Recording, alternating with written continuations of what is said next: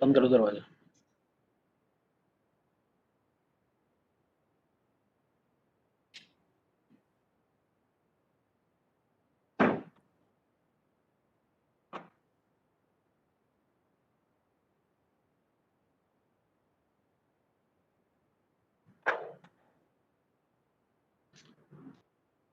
Yeah, good evening, everybody, and I welcome all the doctors and the audiences and the supporting people for this great event of API DIAS being organized on this Saturday evening, focusing on a very important medical topic, that is nutrition. And if I introduce you about the API DIAS, I know this program is going on since 2013, since its inception, and every year more than 50 cities across the India have seen these programs happening on various communicable and non-communicable diseases and disorders. And Abbott has supported this program, the scientific program, so nicely over the years, and more than 75,000 physicians have benefited from the scientific programs which have been conducted uh, in the last year only, where the 33 or 34 programs have been conducted on the digital platform itself. And I hope that the very large number of doctors must have been benefited by the physical programs which have been carried out before the COVID pandemic. So I once again welcome you all, and today we have Galaxy of Stars with us, who will grace the program, and I invite Dr. S. Arul Raj, who is the President of Association of Physicians of India. Welcome, sir. Welcome. I invite Dr. Shashank Joshi, who needs no introduction, and he is the Dean, Indian College of Physicians, and is a renowned endocrinologist from Mumbai. And I welcome you, sir, Dr. Shashank Joshi. Then I have with me Dr. Chindi Vasudeva, who is the Vice Chancellor, basically, of the and involved in various research. He's the chief guest for the today's program. So I invite Dr. Vasudeva. Please join in, sir. Welcome. And then I have from Abbott, Ms. Swati Dalal, who will be briefing us about the various activities of the division which is taking care of nutrition and other activities carried out by Abbott for the scientific development of the scientific upliftment and development carried out for the physicians and the other streams of medical sciences.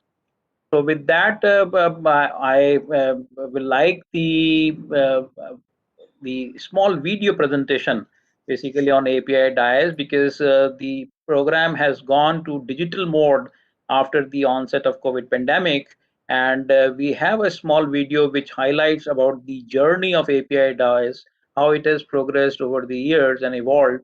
So can we have that video, please?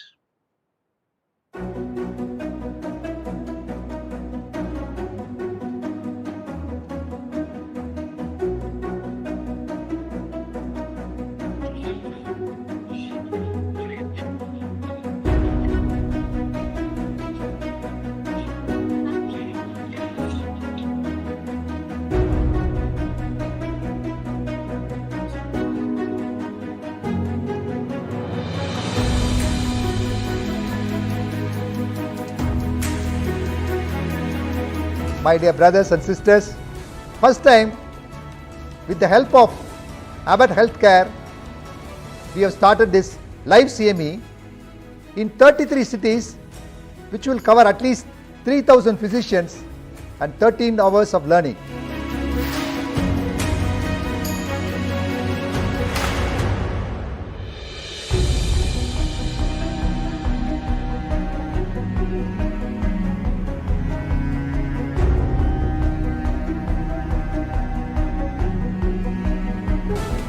On behalf of the Association of Physicians of India, I take this opportunity for coming here to listen, learn, and adapt.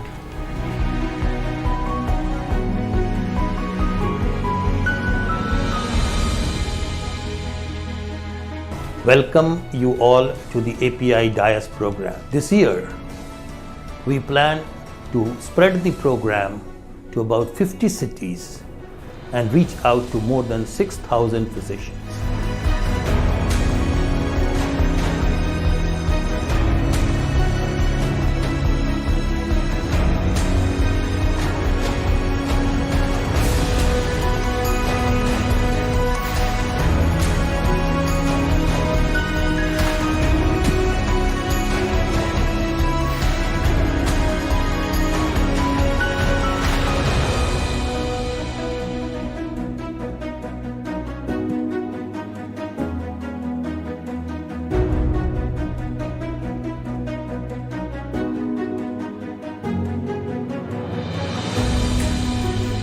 Esteemed API member and my colleague, I have a proud privilege to welcome you all to API DIAS, a scientific platform in 2017.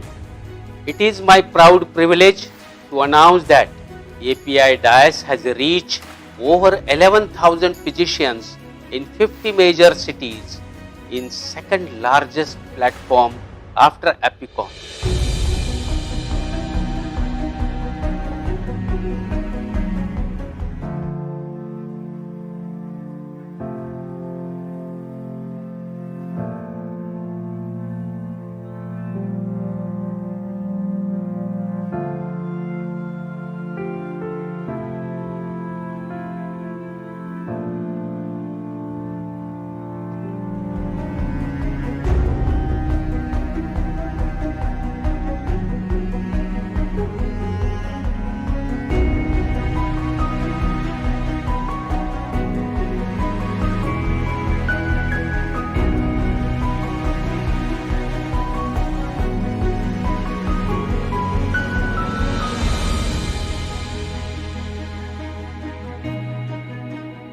Let me welcome you to the API DIAS 4th edition.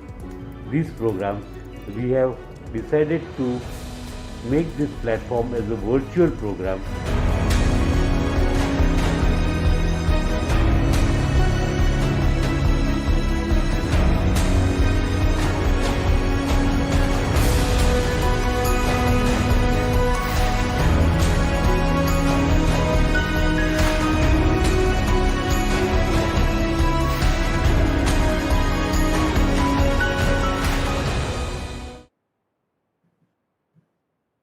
So thank you very much. And today also more than 3,500 doctors are basically logging in to attend this program, and it's such a big platform, as rightly said, that after Epicon, probably such large number of physicians they join this platform. So we formally start the proceedings for the program, and I like our president, Dr. S. Arulraj, sir, who is the president of Association of Physicians of India, and he is the adjunct professor of medicine at Dr. MGR Medical University, Chennai, Tamil Nadu, and he is the honorary national professor of medicine at IMA CGP India and IMA India. He is a fellow of Royal College of Physicians at London and Glasgow, and he's a founder and past chairman Commonwealth Health Professions Alliance UK. And he is the past president of the Commonwealth Medical Association, and he's the past national president of IMA. So we have a very experienced and a learned president of API with us, and I ask him to please give his presidential address to us. And with please, sir, Dr. Arul Raj, sir.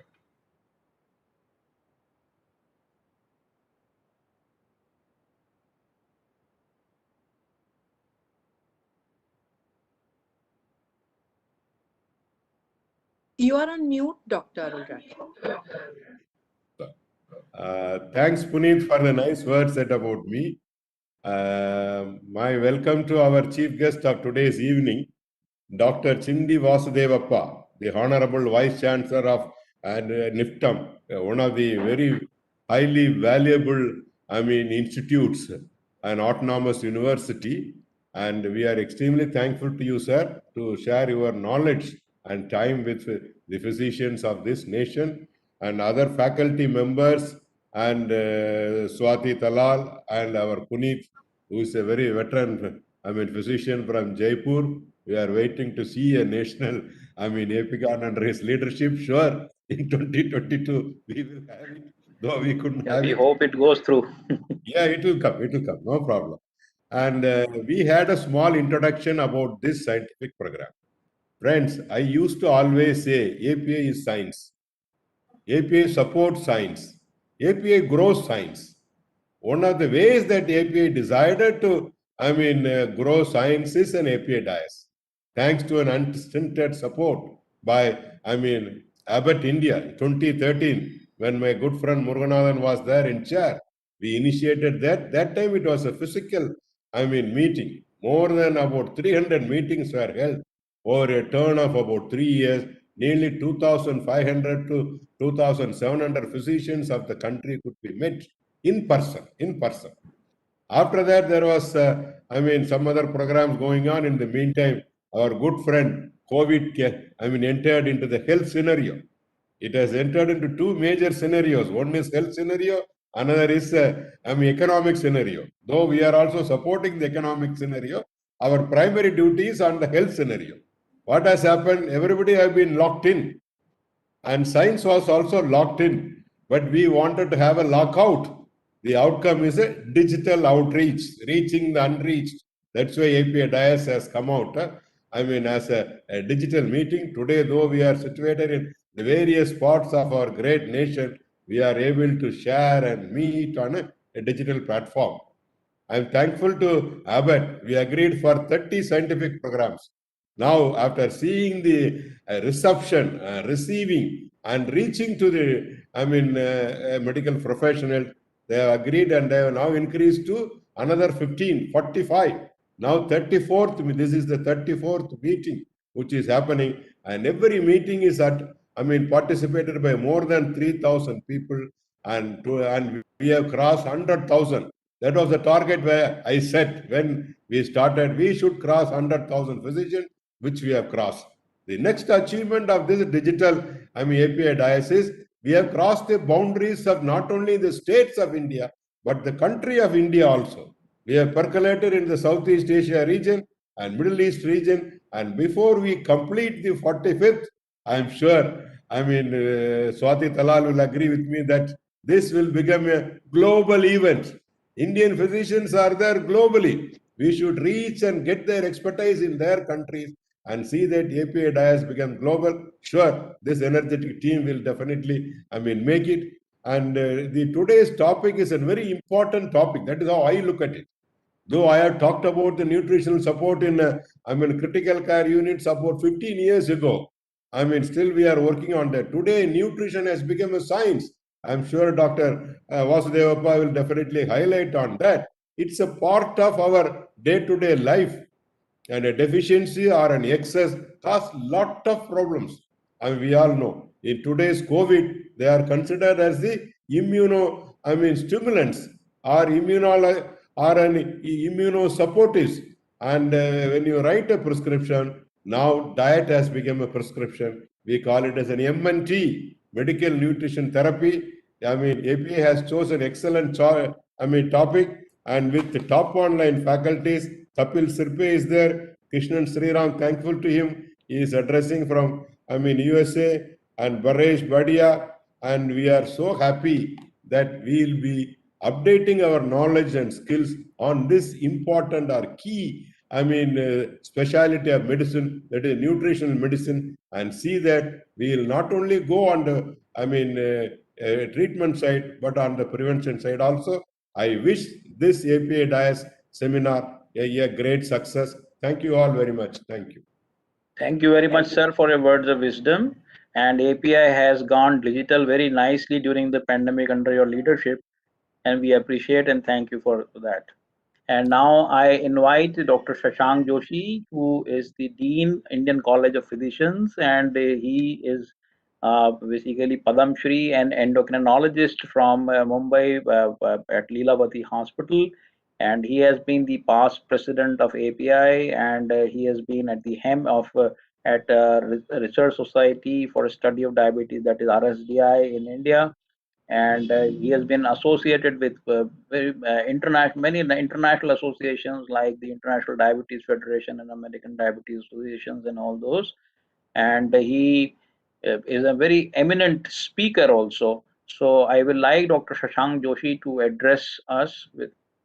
So is he here, Dr. You Shashank see, it gives Joshi? me a great pleasure that the academic wing of API is the Indian College of Physicians, and Dr. Arul Raj has taken and continued this API DIAS program, which used to be a physical program, which used to go to almost 80, 90 cities, towns, and parts of India to do skill building, capacity building. He has converted this whole knowledge dissemination exercise into a digital platform. The two main thirst areas which I want to talk is, one is the telehealth and telemedicine, which he very nicely said that today is the era to adapt and learn skills. We need to use technology right up to artificial intelligence in its best way. And second key is the patient to physician communication also is going to use the same telemedium. And therefore today the key is, the word is the tele, but at the same time we should not get digitally intoxicated. And I always say in all my programs that you should do a 2 hour digital detox every day. At the onset, I really congratulate Dr. Arul Raj for wonderfully crafting this program, and my very close brother, Dr. Mangesh Tiwaskar, very astute Secretary General of Association of Physicians of India, with the help of our team Abbott. Let me tell you something about team Abbott. They have virtually had no influence on this program. This is a completely unrestricted grant from them, and they have allowed us to take topics which are useful for the practicing physician and the clinicians, so that they can not only learn, but whatever they learn they can adapt it into their day-to-day practices, and that is so critical and vital in today's times. Also, what is useful is that we need to recognize that healthcare is soon going to get digital, and it is going to become a interactive digital platform, and which is what we are using today, and that is something which is very, very pertinent in the today's era. We also would like to make an effort to capture your feedback and translate it. But the whole aim, as Dr. Arul Raj very nicely said, is that we need to ensure that what you listen, you learn, what you learn, you adapt. And I hope that the various pearls of wisdom in different domains of medicine, which will be spanned over this year, you will learn digitally. And actually, this outreach, which Dr. Arul Raj said, is actually going to reach out to many more people. I was the second president to continue this API DIAS program, but we could reach a finite number. But now with digital health, we can not only reach within India, but outside India. And I would request everyone to make this program into a larger domain so that more and more people can listen, learn, and adapt.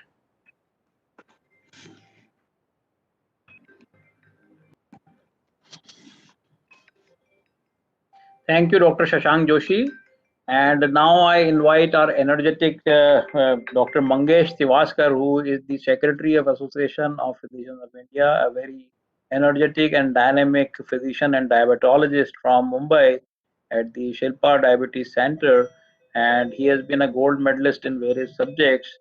And he is practicing the diabetes mainly, and he is the secretary to Indian College of Physicians and Public Research Foundation also, and he has been on the editorial boards of JAPI and many other prestigious journals, and has been conferred with fellowships of Royal College of Physicians of London and Glasgow and Edinburgh. So, Dr. Mangesh Tiwaskar.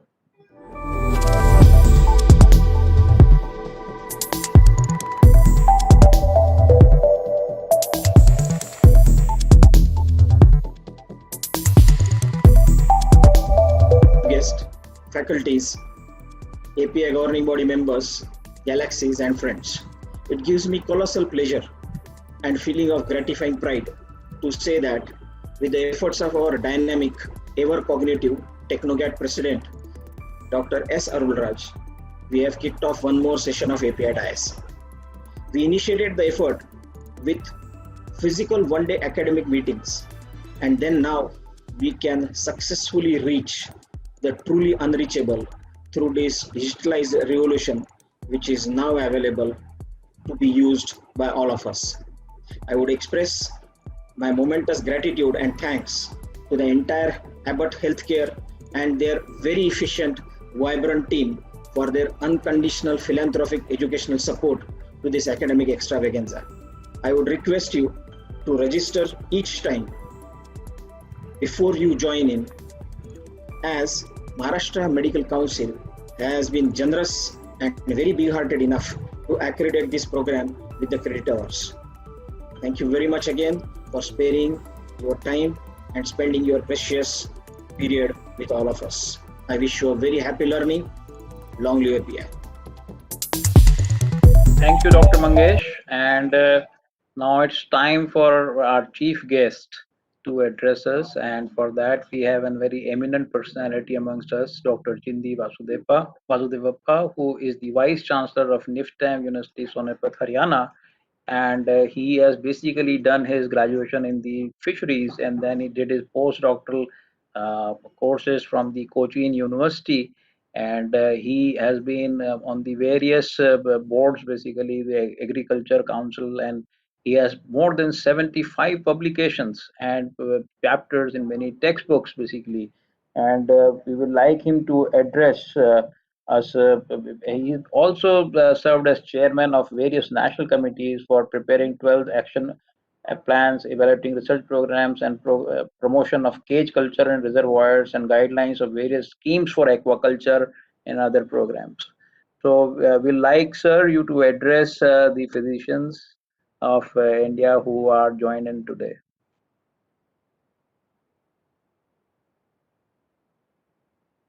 Sir, please unmute yourself.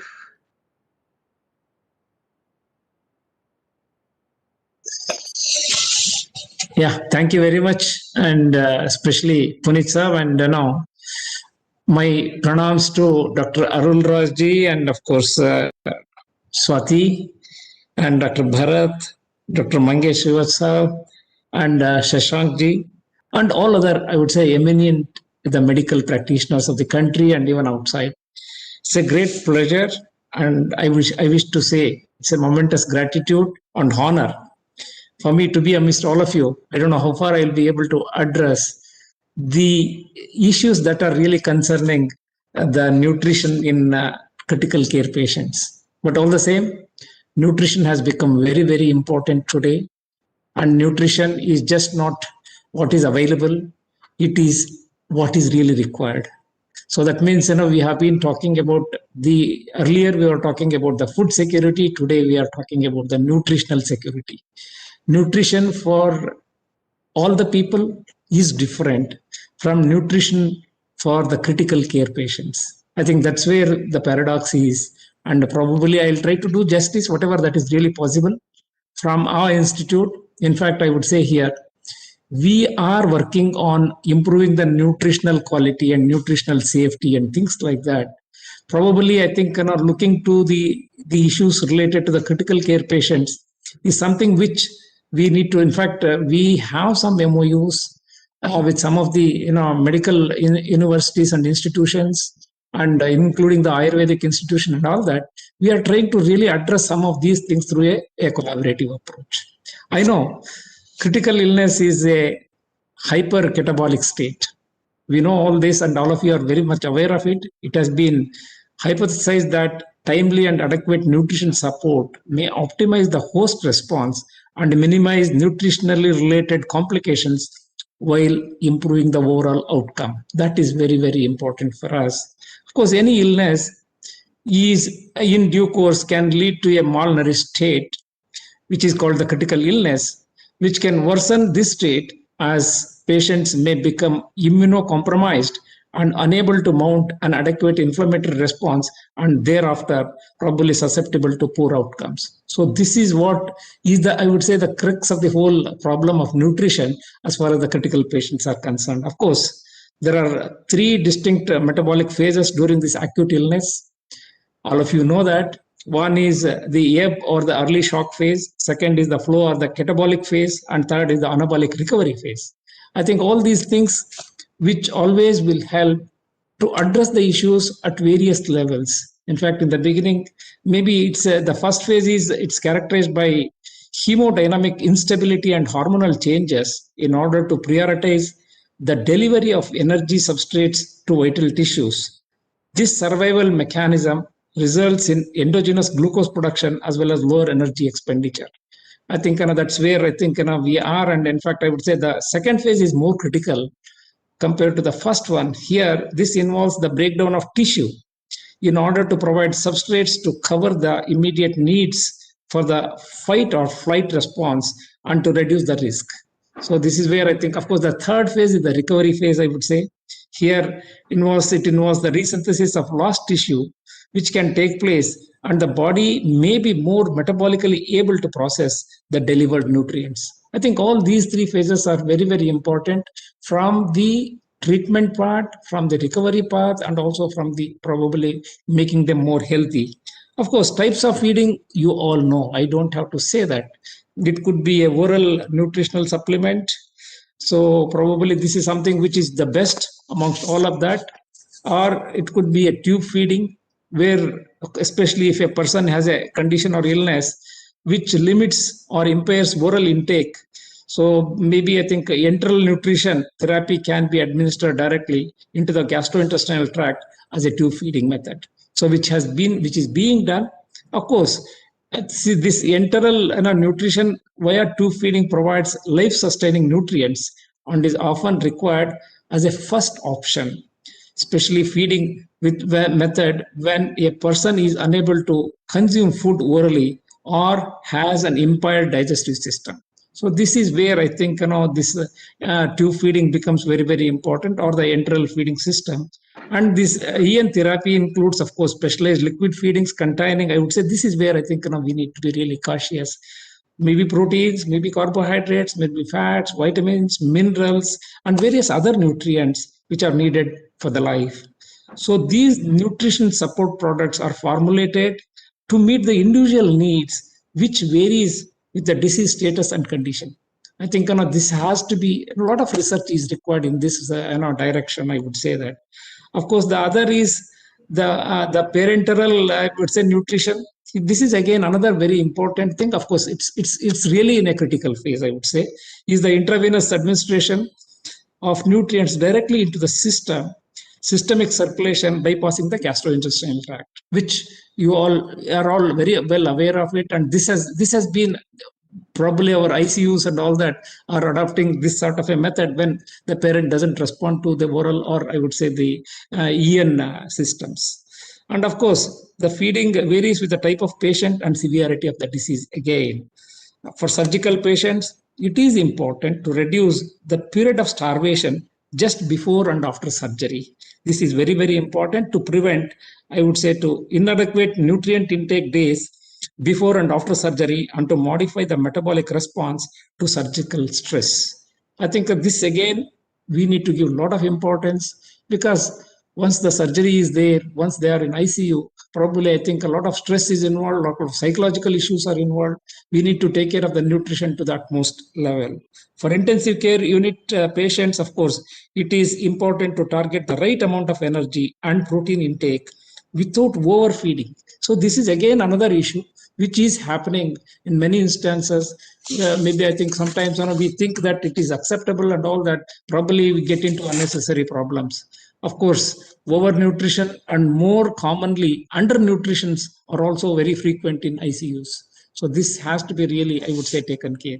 The nutritional supplements, fortified foods, I would say the nutraceuticals, probably I think the pre and probiotics and organic foods, they have a major role to play. This requires a clear understanding amongst, I would say, the medical practitioners. because I know. So they are good because they always look towards the commercial supplements, whatever that is available. But what is there around us, what the body can accept, probably if we can focus on that, I think the healthcare sort of activities can be much better and can give a good result also, I would say that. And of course, conversion of amino acids and glycerol to glucose generally occurs by glucogenesis and glycolysis. This is a very common, and I would say the physiological event which happens in the body. During the chronic critical illness phase, however, insulin resistance associated with hyperglycemia is common, and nutrient production relies primarily upon the proteolysis or lipolysis, and the protein breakdown may reach 12 to 16 grams of nitrogen per day within days of admission, and even can increase up to even 30 grams per day. So this is something which we need to really understand. The whole cycle of, I would say, the nitrogen imbalance or balance is something which is very, very important, especially when we are addressing issues related to the proteins. And of course, coming to the energy part of it, I think this is something again is very, very important. So determining the parent and the patient's energy requirements is a critical point of nutritional assessment. I would say the total energy expenditure consists of the resting energy expenditure, the diet-induced thermogenesis, and of course the energy expended during the physical activity. And of course, these are things which are three phases are very important to understand the energy requirements. Of course, reaching the energy targets too quickly or too slowly or feeding at too high rates potentially lead to a lot of complications, such as the refeeding syndrome, or I would say the overfeeding syndrome. So this can create a huge problem. Probably that time, I think the patients will be at a high risk. With regard to the proteins, I would say the general protein requirements is about 1 gram per kg body weight per day for the polymorbid medical inpatient population. In case of acute and or chronic kidney failure, protein requirements may be slightly low, could be 0.7, 0.8 grams per day. I think this is something which is, of course, well known. As individual targets has to be defined, and each patient, since other factors such as hypermetabolism can change protein requirements. So this need to be properly, I would say, understood, especially to meet the nutritional hunger, which otherwise, it becomes, because we have been talking about the proteins are the bodybuilding blocks, but they also provide as a substitute even for providing energy as well. I think, as was said rightly, probably the immunonutrition is something which is becoming very, very important today for ICU patients. It has long been considered to bring additional medical benefits. And I would even say immune modulating nutrients refers to nutrients that aim to alter the immune response and are recommended for the critically ill patients. I think this is something which is very, very important now. That's what we are telling the Nutri cereals and things like that. Probably, I think something which are very, very important. We need to look at, especially the immune response of such of these products, which will definitely help any patient to recover faster. Generally, we encounter a lot of complications also during this period. Critically ill patients often have a long history of decreased spontaneous food intake before ICU admission. Maybe because of, I would say, the anorexia or gastrointestinal symptoms, depression, anxiety, and other medical and surgical factors, which are sometimes maybe more psychological even. And then in addition to their food intake may have been restricted for a diagnostic or a therapeutic procedures. Such patients commonly have episodes of abnormal nutrient loss from diarrhea, vomiting, polyuria, wounds, drainage tubes, renal replacement therapy, and other causes. I think this has to be properly understood. Otherwise, whatever we give doesn't help the patient. Of course, bed rest, decreased physical activity, and neuromuscular blockade during mechanical ventilation cause skeletal muscle wasting also. So, of course, this has been well understood. We need to. That's what always. The medical or the food requirement or the nutritional requirement depends on a day-to-day basis, on the basis of the status of the patient and also his illness acute as well. And of course, coming to the nutrients, other nutrients, oxidative stress has been implicated in the manifestations of critical illness. antioxidant therapies. These are things which are becoming very, very important today.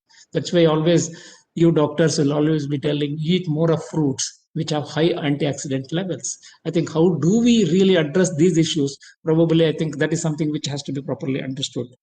Of course, that apart, like, it can be like N-acetylcysteine, selenium, vitamin E, vitamin C, and such of those things, even glutamine and fish oils, which have, I would say, a protective role. I think these antioxidant-rich fruits, or I would say the products, are very, very important in the present day context, because I know they only will take care of the human body to a much in an efficient way. Of course, another very important area is the micronutrients. I think which has the importance of these micronutrients has been well understood, not only for human beings, even for the plants. So otherwise, earlier we were not even thinking about micronutrients. That's where I would say the nutritional, I would say the what you call the sufficiency, or this has been addressed even at the national level. So in malnourished, especially in malnourished polymorbid inpatients, micronutrient requirement may be higher due to due to reduced food intake or due to higher needs. This is something which has to be properly understood, because I know micronutrients, though are required in a very small quantity, they really alter, or I would say the maintain or balance the whole system. Without that, probably we get into a lot of problems. Of course, micronutrients should be supplemented according to the recommended daily intake, or substituted if deficiencies are occurring. I think vitamins and trace elements, minerals, these are all things which we need to really look at and should be provided to the patients who are receiving maybe the parenteral or nutrition, or even any other kind of nutrition, which I would say is very, very important. Of course, to conclude, I would say the nutrient requirement is something which is very, very important, and the nutritional requirements have to be properly understood on a case-to-case basis. I know it is not difficult, but only think some science is involved, and we need to really understand that. Understanding the optimal use of nutritional support is highly complex, because timing, route of delivery, and the amount and type of nutrients may all have an important role and potentially affect the patient's outcomes. So this is something which I would say very, very important. And furthermore, it has been questioned whether nutritional support in polymorbid medical patients differs from the one suffering from a single disease. So these still, I would say, mystery. Probably I think you all are better judges or better researchers in this direction. We need to take few more steps forward. I know we are all always with new science coming in, and probably that's where we need to be really happy. And however, older adult patients require special attention, as they tend to be more polymorbid than younger ones. I think that is something which all of us have understood, and we are growing old every day. So probably we may not grow old by heart, but we go by another body requirements. And that's where I think this has to be properly understood. And as was said earlier, I think it is something great. Today we are in the world of ICT. So the information communication technology has become so very important. Of course, COVID-19 has really taught us all this. And in fact, I would say the science is virtual today. The science is virtual, the learning is virtual, the policy making is virtual, and everything happens on a small piece of maybe a small handset, or maybe a computer, and things like that. Probably we need to look at the ways we can utilize this, especially the IoT, so Internet of Things or Internet of Everything, and whatever we say today, I think it is all through the internet. And I wish medical learning, as I was impressed, because even the government also is thinking on all those lines, like the telehealth or telemedicine and things like that, which is being, especially for the old-aged people, it has been recommended, and there are helplines that are available. Probably I wish API is a good organization, a huge organization. You should be establishing this sort of a tele-helplines and things like that, which can really address the issues of at least the older generation. So they are becoming a treasure for the country. I know there is a lot of imbalance which is happening even among the society, treating the old people and the ones, especially the new ones who are more aspiring for many things. Probably I think they are left alone like that. So that is something which I thought I should just really make it artificial intelligence today has become the need of the hour. And I wish all of us are in this world and we need to understand things. Otherwise, go back by 10 years, we were not able to even open a computer. Today, a small kid who is only about 2 or 3 years, he will be playing with a computer. So that is what is the era. Probably I wish thanks to API for providing me this opportunity. Of course, under the aegis of Abbott Healthcare, Swati is there. Otherwise, she will mistake me if I don't mention. Thank you and all the very best. And namaskar. I think thanks for the great opportunity that is given to me. Thank you. Thank you.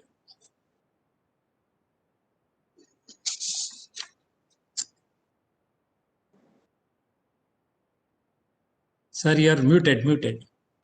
Punitji, you are muted. You have to unmute.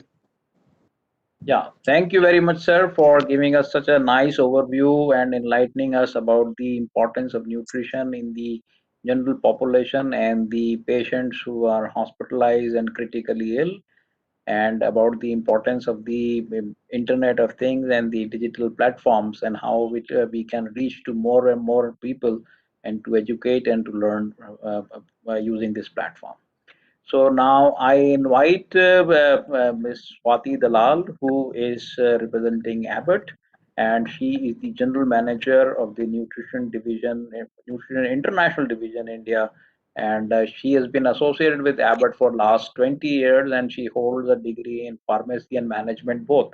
So she is master in that basically, and she will take us. She will speak about the activities of Abbott, especially in the field of nutrition. That what all they are carrying out for the patients and how they are supporting the physicians and other streams of doctors to help in this field. So over to you, Swati. Thank you so much, Dr. Saxena. Thank you so much, and good evening to all the delegates and the esteemed panel. It has been an absolute pleasure to be associated with API for the program API DIAS, and it's so wonderful to see that what started out in 2013, as the first API DIAS program with Dr. Muruganathan has since gained tremendous momentum as a scientific program with all the subsequent precedents. Also, tremendous thanks to Dr. Arul Raj and to Dr. Mangesh Tivaskar for taking API DIAS digital this year. Thank you, Dr. Shashank Joshi, for your address and for the support that ICP provides, in these for education in these unusual times. It is an honor to be, address such an esteemed panel today. First of all, thank you, Dr. Puneet Saxena, for sort of anchoring the whole evening, today. Special thanks to our chief guest, Dr. Chindi Vasudevappa, for an excellent address this evening, talking of the need for nutrition, as nutrition security, and the fact that nutrition is required. And also for addressing the digital part of it, which was really amazing to see that ICT and the need for ICT, the Internet of Things, is being addressed, across the nation today and across different parts of our nation today. Also looking forward, and thank you very much to Dr. Kapil Zirpe, Dr. Paresh Dedhia, and to Dr. Krishnan Sriram from the US to attend the sessions today. I would like to take some time to talk about Abbott and our initiatives, over the years. Abbott, as you know, is a global healthcare company, and that helps people live lives more fully at all stages of life. We can move to the next slide, please. You can move as I speak, and I trust that you will get it. Abbott is a global healthcare company that helps people live, their lives fully at all stages. We are about over 100,000 employees in over 130 countries, 160 countries, sorry, and have been in business for over 130 years. We are present with leading businesses and products in medical devices, diagnostics, nutrition, and branded generics. And you will know many of these trusted products that you see here, whether it is Freestyle Libre, Similac, Ensure, or even products like Brufen, which have been in India for several years. Abbott's fundamental goal is to help people live fuller, healthier lives, maximizing their potential at all stages and ages of life. Next slide. Our medical devices uses advanced technologies in cardiology, pain, and movement disorders. Our nutrition products build and maintain your health from infancy onwards. Our diagnostics division provides information to guide effective treatment decisions, and our branded generics medicine help people in emerging markets get and stay healthy. If we move on, Abbott is a world leader in medical devices. In fact, we have connected care with less invasive and more accurate technologies, whether it is in the space of cardiovascular, diabetes care, or neuromodulation. Basically, our connected care, whether it is mobile platforms, wireless implants, to wearable sensors, the idea is to help patients and doctors take accurate decisions in a less invasive manner. If you see the case of diabetes care, our next area, our focus is really to provide accurate results with greater convenience, and so that patients can monitor their glucose levels with minimal pain and being less invasive. In fact, Freestyle Libre has come to India quite recently, and it helps patients, have no finger pricks, accurate information, which can be shared on their app with not only their doctor, but with also their caregivers. So Freestyle Libre is available now in over 50 countries, and it's now available in India as well. Good nutrition is essential to our wellness, health and wellness. That's the next area that Abbott addresses. And we offer science-based products for every stage of life. Today, millions of people across the globe count on our trusted products to help their children thrive, to provide extra nutrition to aging bodies, and to help people manage illness, or even to help people get a little bit extra out of their exercise program. Our leading brands provide people with additional nutrition to help them enjoy their healthiest lives possible.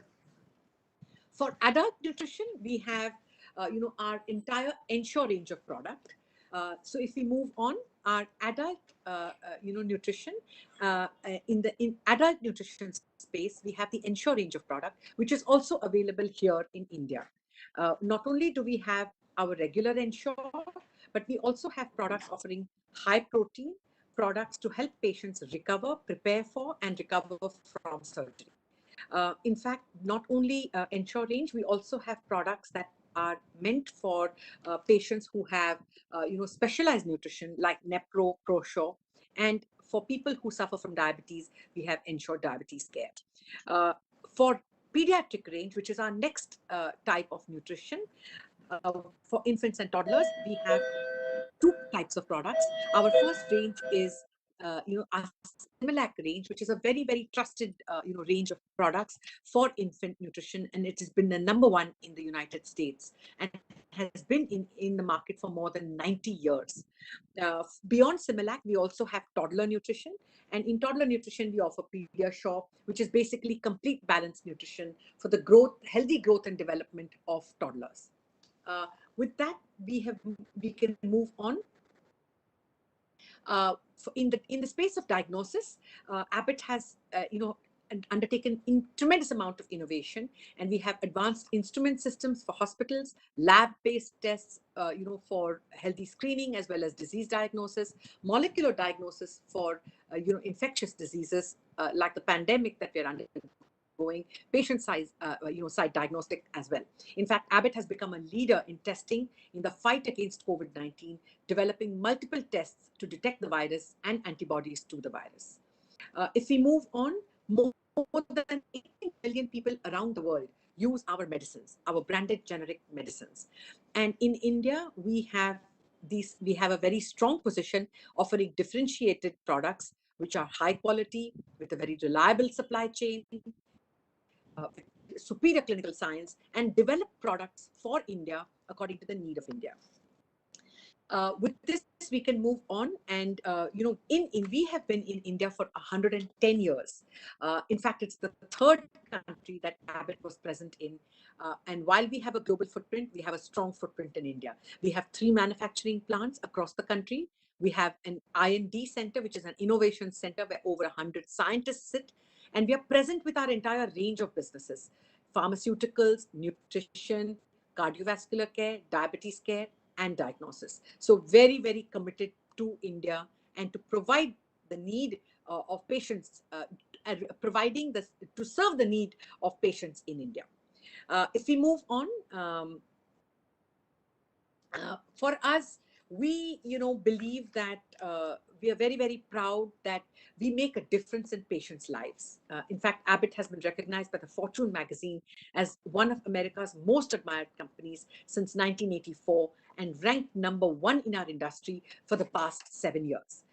We have been recognized for our sustainability efforts, for the best company to work for, best company for diversity, amongst the top family-friendly companies, and amongst the top companies for scientists to work for, and innovative products that are, come out of our labs, serve consumers the world over. So, we're really very proud that we have been able to make a difference in people's lives. We're proud of our history of success, but we continually look into the future, and we're seeking new and better ways to help people live their best and fuller lives. We're strong and focused, but ready for the future. Once again, thank you to API, to all the physicians who are present on the webinar today for their contribution during this pandemic to serve the patients of India selflessly. Wishing you a very enriching evening, a very successful scientific session ahead, and look forward to see you sometime, hopefully, as we come out of this pandemic in your clinics. Thank you very much and wish you a great evening. Thank you, Ms. Swati, and you can see that what all Abbott has been doing and what kind of innovation in the medical science and support to the medical fraternity they have been providing, whether it is the patient care or whether it is the academic programs for the doctors. So thank you once again, Abbott, for bringing us together and continuing this program over the years. And I wish and hope that this will continue and will grow with time.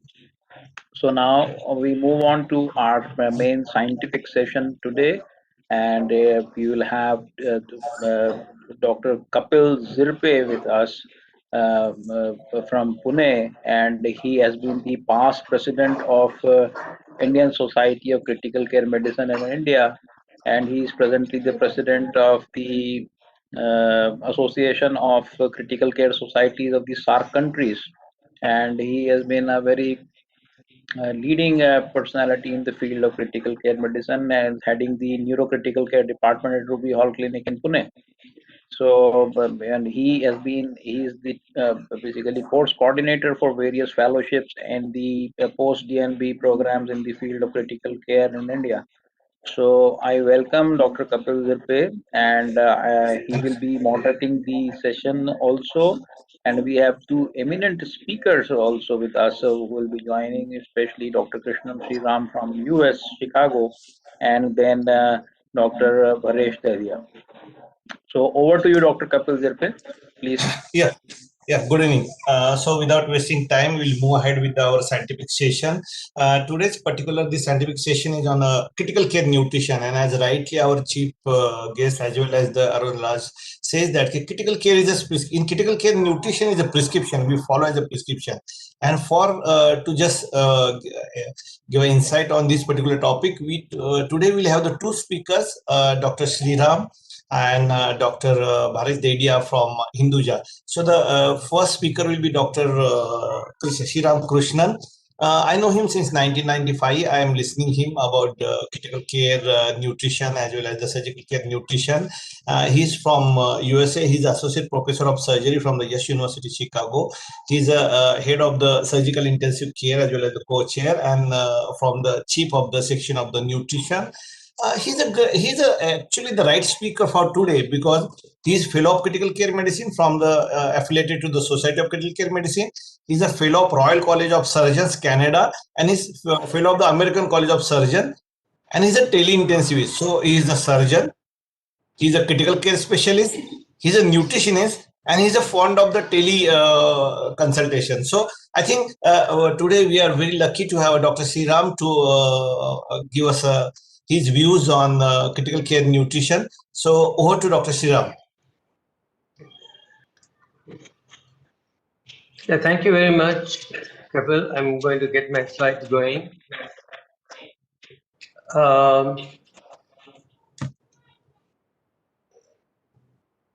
Okay. So can you put a thumbs up if you can see the slides okay? Yeah, please go ahead. So I'm going to get started. Thank you very much for the kind introduction.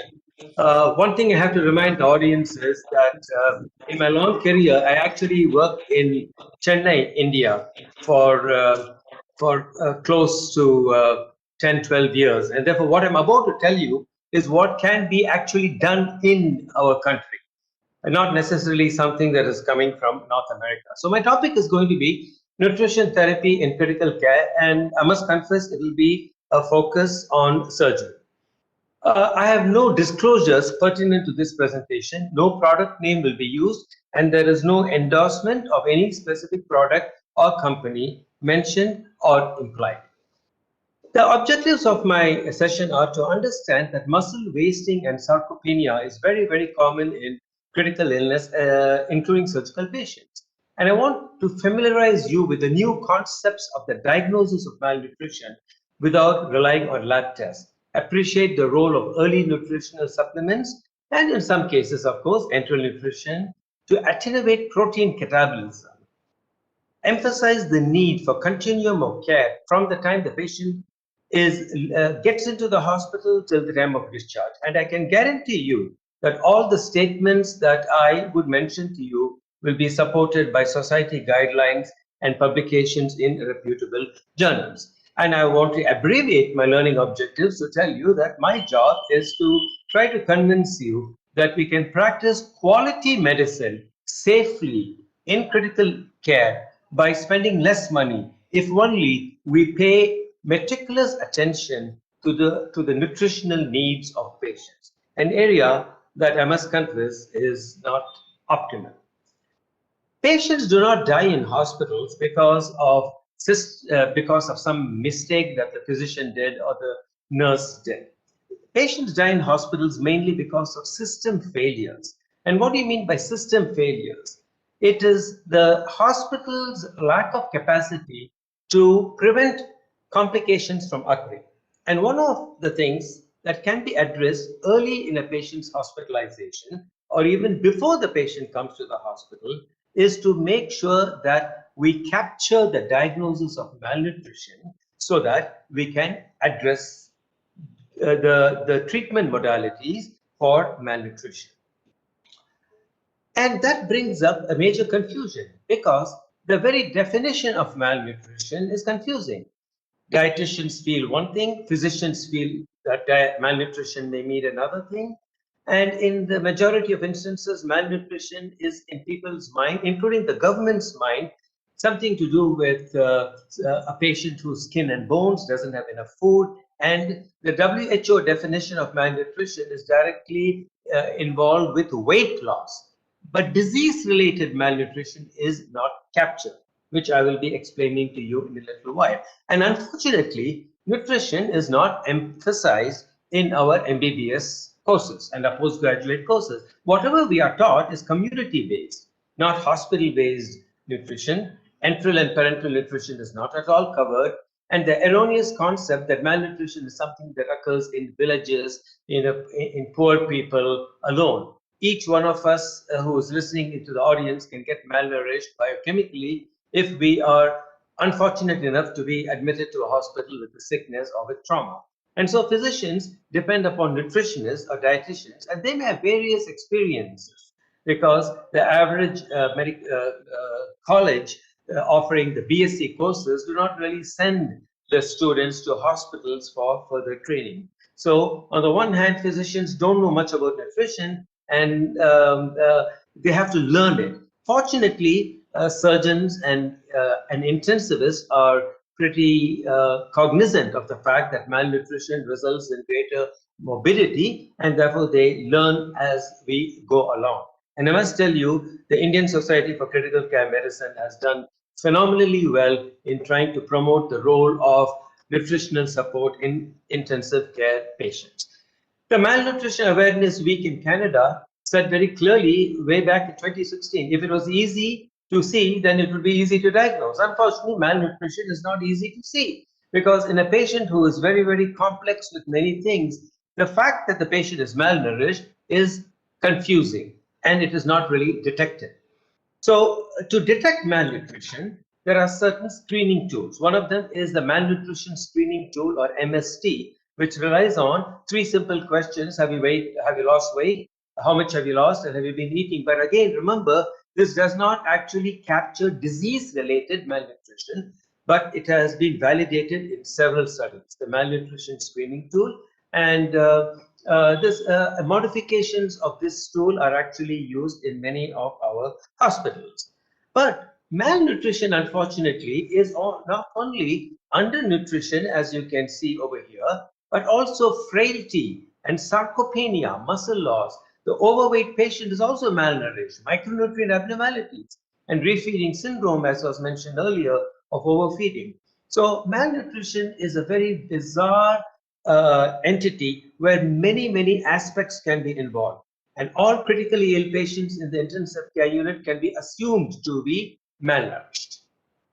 Now, going along, because of this confusion, in 2019, the global leaders got together and they said, enough is enough. We are going to start defining malnutrition by looking at certain parameters that you see here: non-volitional weight loss, low body mass index, reduce muscle mass, reduce food intake, and disease burden. But they made it a little bit easier for us in saying that we are dividing the criteria into one set called etiologic criteria and phenotypic criteria.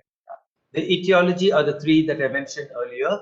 Unfortunately, inflammation is very difficult to capture in a hospitalized patient. It is a subjective feeling of the physician. We don't have very lab tests, cost-effective lab tests to capture inflammation. But the beauty here is, if you have one etiologic criterion and one phenotypic criterion, immediately we have a diagnosis of malnutrition without anything else. And the global leaders have actually said this is a great way to diagnose malnutrition. But unfortunately, there is a big dependence upon lab tests. There is absolutely nothing called nutritional markers specifically to critical care. There is no use at all of getting serum albumin levels. It is an absolute waste of money. It has neither positive predictive value nor negative predictive value. Unfortunately, in many countries in Asia, the albumin level is measured, it is low, and the patients get intravenous albumin, which is about 4,000 rupees in India, but 150 rupees of enteral feeding is not given to the patient. So spuriously increasing the serum albumin level to prepare a patient for surgery does not really work. And so albumin is okay if you're getting it for other reasons, but it is not needed to make a diagnosis of malnutrition. Pre-albumin levels are inversely proportional to C-reactive protein levels. And therefore, if the CRP level is high, the pre-albumin is low. It has no predictive value. Transferrin levels are invariably high in our ICU patients because of the anemia for various reasons. And therefore, whereas the so-called visceral protein levels can be measured for other reasons, for nutritional reasons, it is absolutely worthless. And I would urge you not to waste time and money to obtain it. The advantages of the new 2019 criteria is prepared by an international consortium. Therefore, a common problem that we have in many Asian countries is we are told, oh, there is a Canadian guideline, an American guideline, not suitable for India. Nothing is further from the truth. The biochemistry of malnutrition and the treatment of malnutrition is the same. Whatever is the color of your skin and whatever accent with which you speak, it is the same. It helps to standardize the detection of malnutrition, standardized publications, and we can detect malnutrition by not depending on weight loss alone, but etiology. And we look at the importance of muscle wasting or sarcopenia, especially in obese patients, because the obese patient, if you go and tell an obese patient you are malnourished, they will laugh at you, not understanding that the patient may be obese but can be sarcopenic and malnourished. No scoring system is used, and there are only two grades, moderate and severe. Sarcopenia occurs in elderly patients, post-operative patients, trauma, head injury, bed rest, critical care. And there are very nice terms these days: sarcopenic obesity, myosteatosis, where the muscle is actually replaced by fat. The diagnosis is not easy at all. We've been encouraging intensive care doctors to use ultrasound of the quadriceps muscle, quadriceps femoral muscle, because in India, as we know, only physicians can manage ultrasound machines, and intensivists are very good at using ultrasound machine. And functional assessment may be used with hand grip dynamometry, that many of our dietitians have. Especially in older patients or obese, frailty is a problem, and the frailty occurs because of malnutrition. And the sarcopenia, the obesity, all those go into the diagnosis of malnutrition and help us to capture the diagnosis of malnutrition so that we can code the patient's disease status. As you know, many hospitals use disease coding for billing purposes, and I'm told that if the government wants to have standard international classification of diseases. Now, friends, if we have a diagnosis in a patient, let's say of meningitis, and we don't treat it, then it is medical malpractice. Likewise, the reason why malnutrition has been neglected for so many years is that diagnosis itself is not captured. And during the last few minutes, I have told you an easy way to capture the diagnosis of malnutrition so that once it is captured, we can immediately start treating the patient. Because we know that 30 to 50% of people are malnourished at the hospital at the time of admission. And if this happens in the US and Canada, it can happen here too. Statistics are available in India too. Malnutrition by the methods that I told you earlier.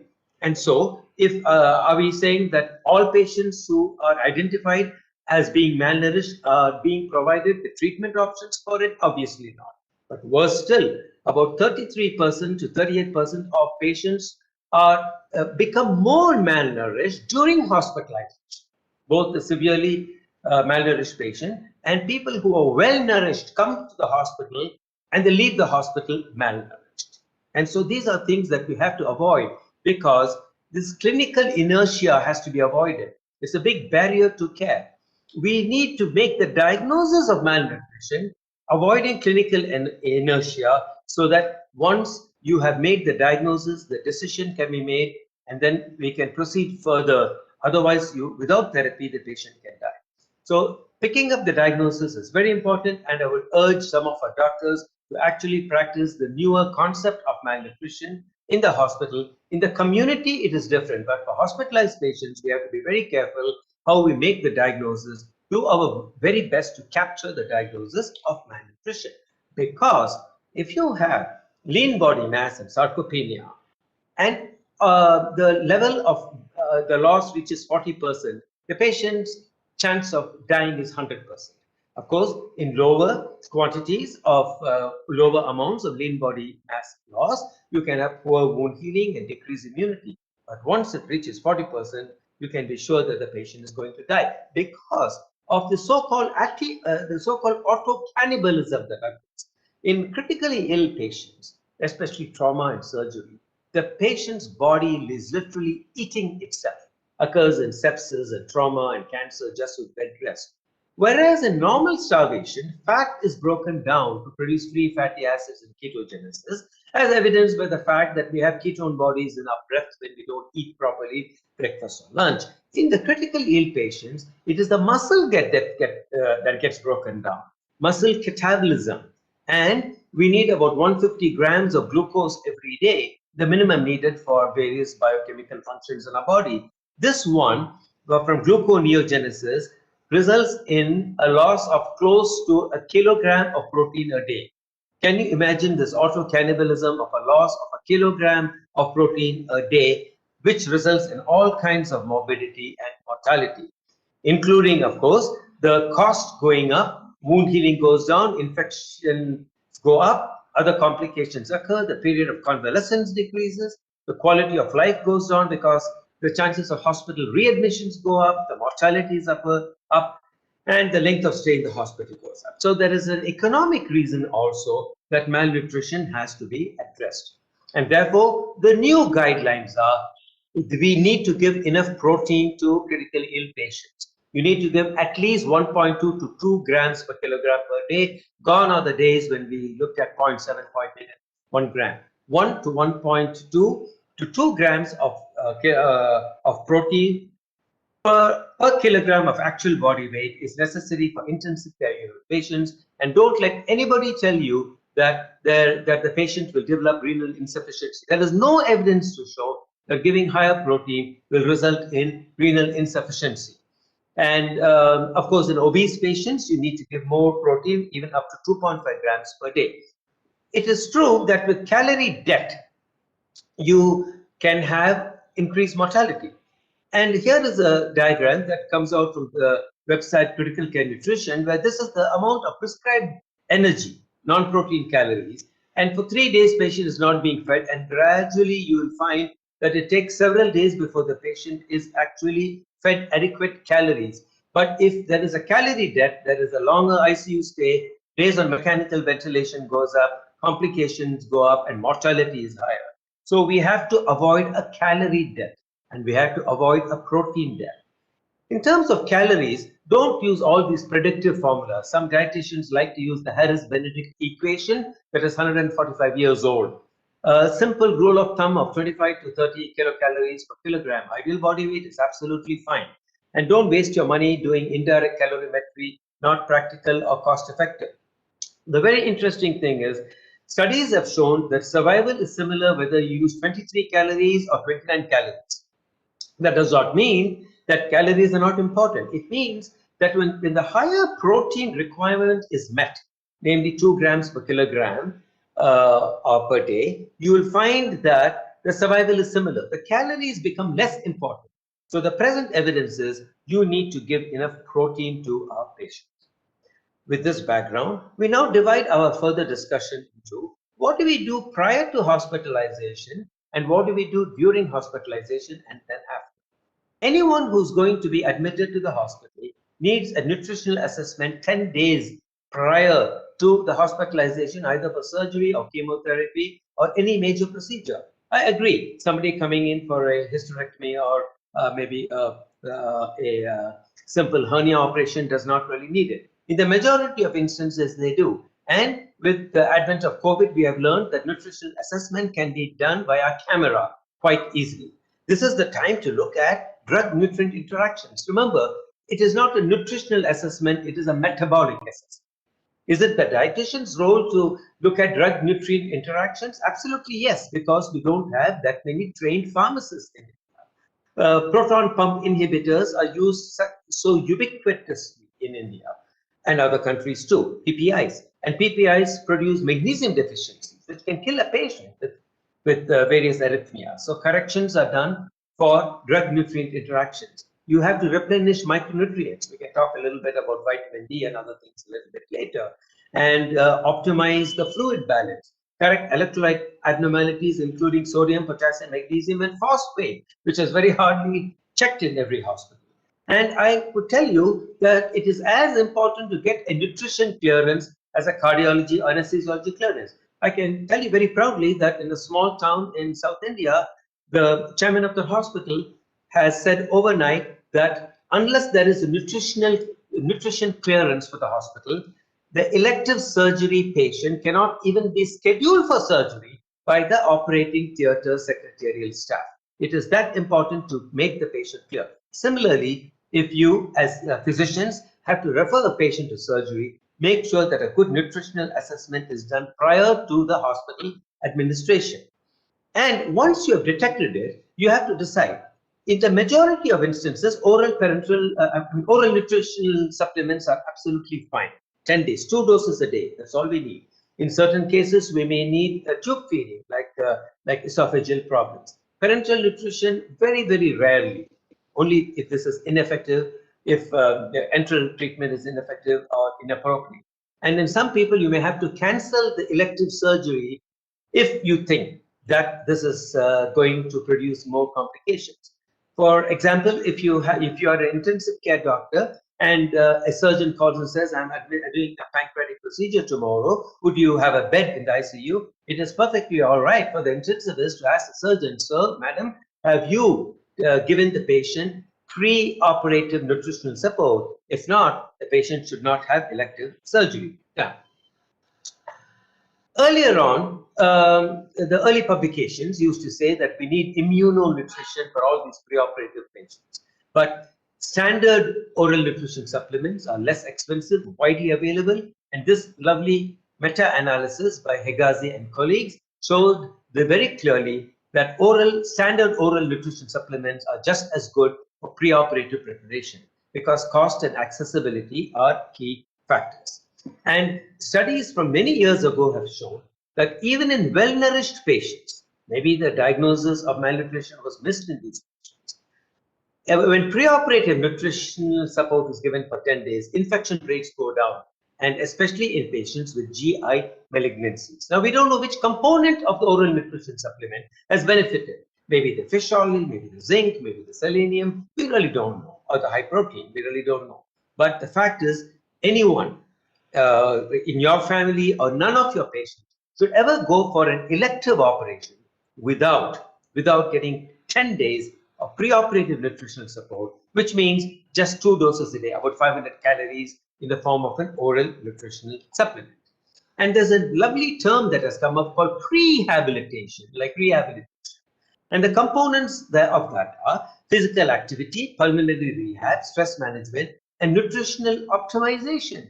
And you can see here that whereas in the non-prehabilitation group, the complication rate was 38%, in the prehabilitation group, the complication is only 30%. Lower blood pressure, lower heart rate, and there is a significant cost saving for the patient also by this concept of prehabilitation. The so-called enhanced recovery after surgery, the DIAS protocols, also have major components of the prehabilitation program. Now we come to the patient who's admitted to the hospital. The single most important thing in a hospital course is early feeding, and early enteral nutrition in the guidelines of all the societies say anywhere between 24 to 48 hours. And early oral feeding or enteral feeding by tubes maintain the GI tract function, contractility, the mucosal integrity, and it decreases the translocation of bacteria. It supports the Galt tissues, gut-associated lymphoid tissue. The largest immune organ in the body is the GI tract. It preserves the gut microbiota, and we can avoid parenteral nutrition. It is absolutely physiological. So the only thing that has been known to actually attenuate the stress response that I showed you earlier, the catabolism, is not, it is not medicine of any kind. It is early enteral feeding. So early enteral feeding is the only one that can attenuate or decrease the loss of lean body mass. And of course, it decreases pulmonary and vascular morbidity. You can cut down the intravenous fluids. Intestinal edema is also decreased.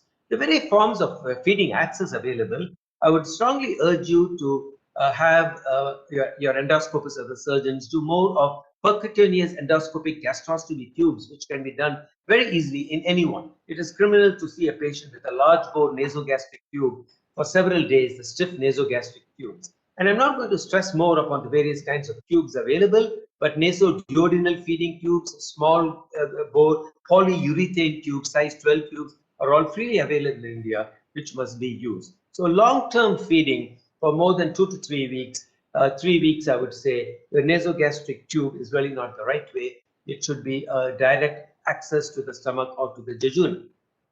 And having got an access, now we start to feed the patient. I'm not going to go into the techniques of feeding because many of you would be familiar with it. But one of the things I have to tell you is that there are certain ways, certain old-fashioned ideas that nurses and doctors and surgeons have to give up. One way is checking for gastric residual volume every 4 hours to suck the NG tube at the gastrostomy tube.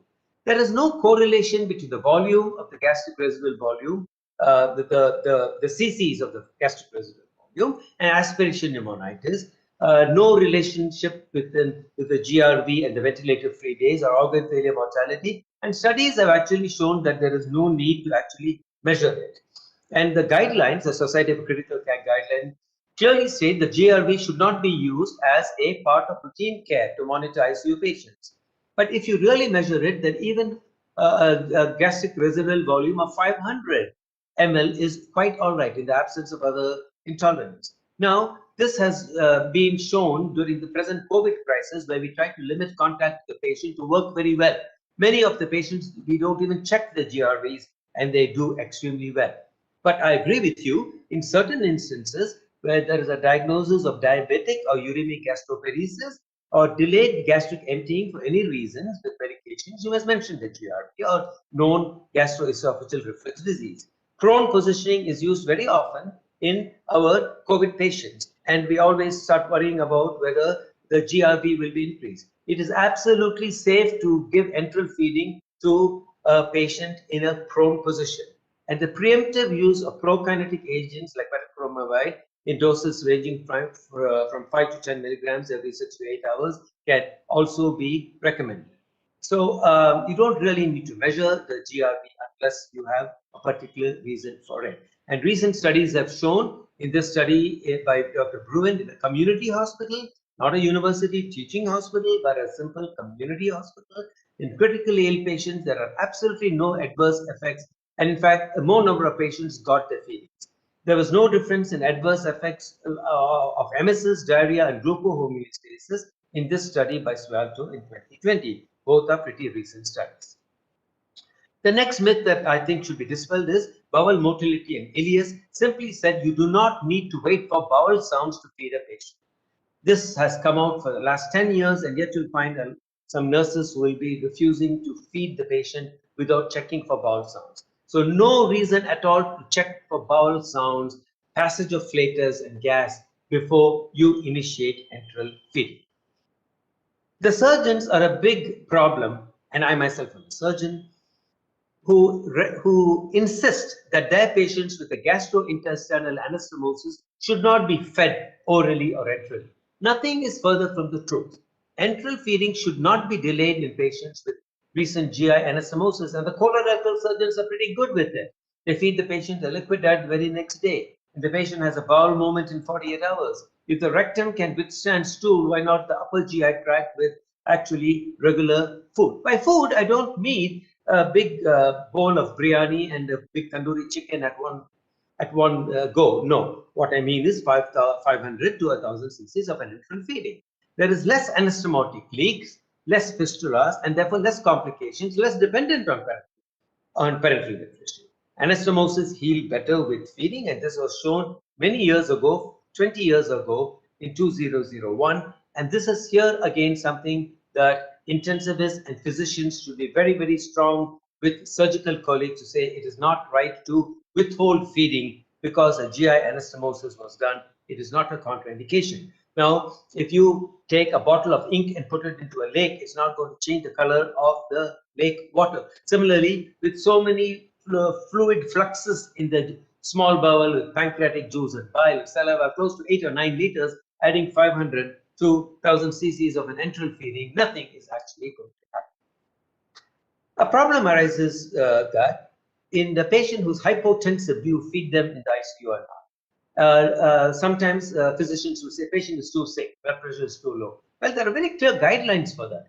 A mean arterial pressure of 50 millimeters mercury is enough to feed a patient. Of course, if the patient is dying of hypotension, then it will be ludicrous to think about nutrition at that time. But when you are giving the patient catecholamines, norepinephrine, phenylephrine, or dopamine, then when you're starting it, you should stop it. But if you find that the doses are not being escalated, then it is absolutely safe to feed patients, even hypotensive patients with enteral feeding. Those are patients in whom you might want to check the serum lactate level and check the gastric residual volume, which can be a surrogate marker for intolerance to feeding. And recent papers just a few weeks ago showed that even in septic shock, enteral nutrition is not associated with worsening hemodynamic instability, and the median vasopressor dose did not increase by more than 50%. And therefore, it is absolutely safe to use enteral feeding with the caveats that I mentioned earlier, even in hemodynamic instability. Now, if you cannot use enteral feeding, or oral, that is when you go to parenteral nutrition. Parenteral nutrition, unfortunately, is one of the most abused kind of nutrition support, which I have noticed in many Asian countries. The guidelines clearly state that parenteral nutrition should only be used when every way by which enteral access is obtained and enteral feeding is simplified and enteral feeding is optimized, only then you should think about parenteral nutrition. You can supplement it, or the patient can be dependent entirely on parenteral nutrition. Guidelines will say in a previously healthy, well-nourished patient, 7 days is fine. Most physicians would start looking at whether we should use parenteral nutrition on 5 days. There is a peculiar term that I've heard being mentioned in various Asian countries, and that is partial parenteral nutrition. It doesn't, a term partial parenteral nutrition does not exist at all. And if you want to give parenteral nutrition, it is all the components of the parenteral nutrition, fat, amino acids, and glucose, along with micronutrients. Just giving intravenous amino acids alone to a patient, which is a very common practice, is a waste of money, and it is not to be done at all. In fact, just intravenous amino acids are again available only in a few Asian countries. It's not available in most other countries because there is no indication to give intravenous amino acids alone. It does not have any scientific basis at all. And as was mentioned earlier, micronutrients are very important. It is like you cannot drive a car with petrol alone, but you need various other components, fluids, oil, and brake fluid. Similarly, micronutrient deficiencies are very common in critical care, but it's not well recognized. You don't need to get lab tests. It must be an integral part of nutrition therapy. Fortunately, enteral formulas contain all of these micronutrients in bioavailable form. It is not present in kitchen prepared diets, about which I'm going to talk about. It is only the enteral formulas that have it in a bioavailable form, where you don't need the gastric acid to leach the micronutrients away from the food. And here is another international update of which I was an author, that the routine addition of micronutrients to parenteral nutrition should always be done. Many times parenteral nutrition is given without micronutrients, the trace elements especially, and the trace elements admixtures are available in India. So we want to sensitize clinicians to the role of micronutrients being an integral part of nutrition therapy. If a patient should get enteral feeding about a liter and a half a day, you can be sure that they get all the micronutrients that they absolutely need. Now, the way to give nutrition support is by oral supplements. Oral nutrition supplements are scientific foods. It is a nutraceutical, but there are so many bogus products available in many countries, and they are not all food supplements. You have to be sure that they are genuine scientific formulations containing macronutrients and micronutrients in the right proportion and in the exact bioavailable form.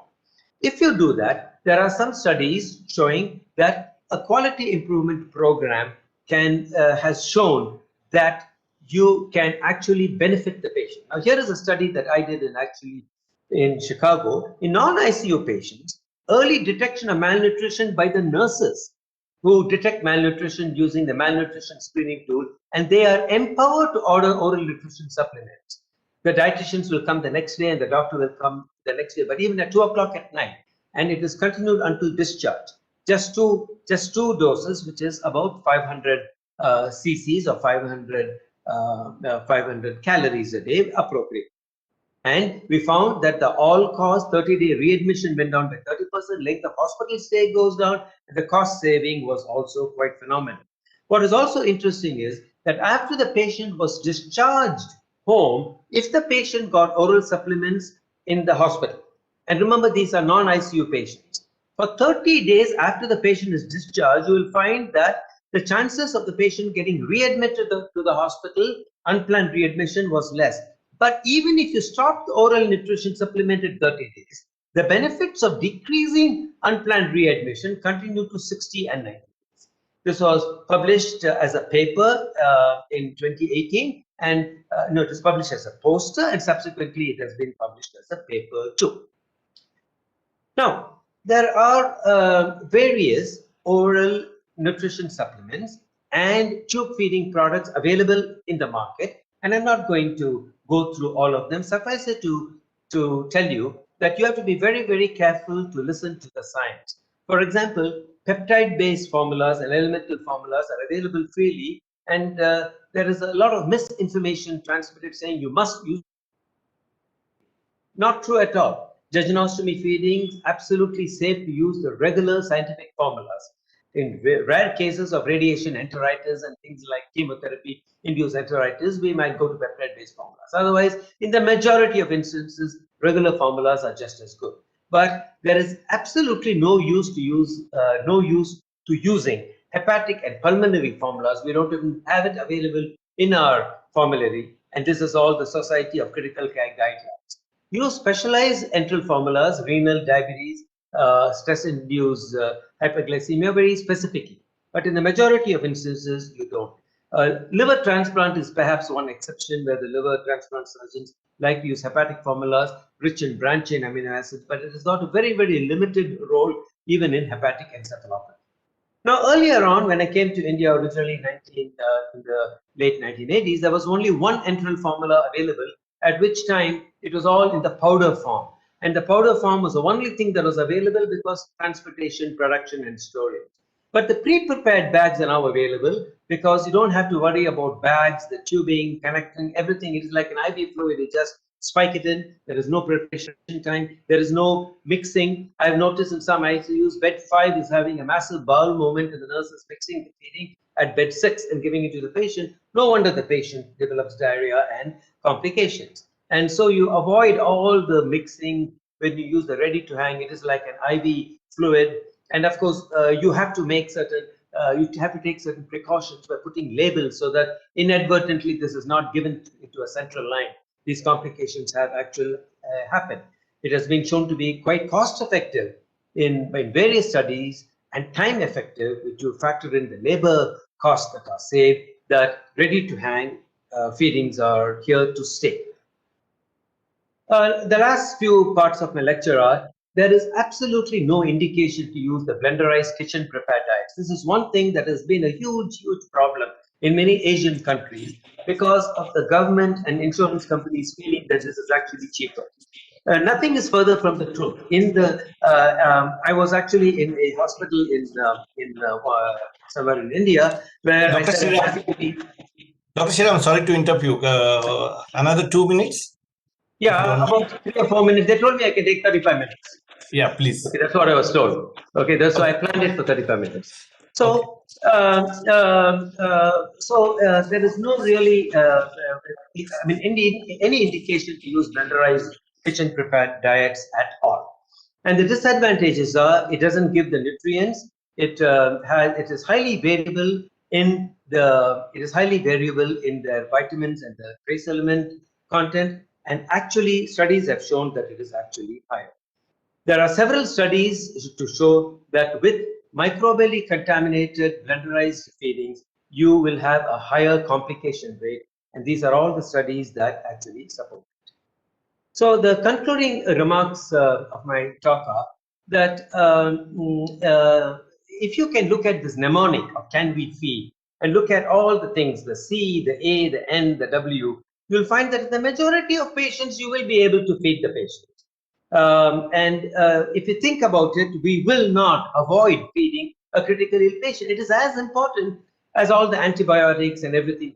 Patients, we cannot actually produce a physician-induced or iatrogenic malnutrition, keeping a patient on clear liquids for several days, advancing on a soft diet. We should empower nurses and dietitians to advance the diet as they feed. Now, many of the things that I've told you cannot actually be done by ourselves. We need to depend on an interprofessional approach, and you must have a team. And it has been shown in various aspects in the critical care societies, including our own society in India. There are a lot of things about having workflows where there are multidisciplinary rounds every day. And one of the crucial things that we have to take part in those multidisciplinary rounds is the nutritional aspect. And we should never forget that the nutrition care of patients, the enhanced recovery after surgery protocols, and the rehabilitation goes from the pre-admission, the clinic pre-ops, finally to home too. And finally, thank you very much. And I'm giving you my email over here so that those of you who would like further information can feel absolutely free. And as long as the slides are not copyright, I'll be happy to give those slides to you so that you can give the talk to your own. So, Dr. Zappe, I have finished on time. Thank you, Dr. Shriram. And please stay back. After 30 minutes, I will come back to you for the question answer. We'll have a next speaker. We'll talk for another 30 minutes, and then we'll have the question answer. And really thanks for such a vast topic covering within 30 to 35 minutes. I know it is very difficult, but it was a wonderful talk to listen. We'll go to the next speaker, Dr. Bharesh Dedia. He's from Hinduja Healthcare. He's an MBBS and MD from USA.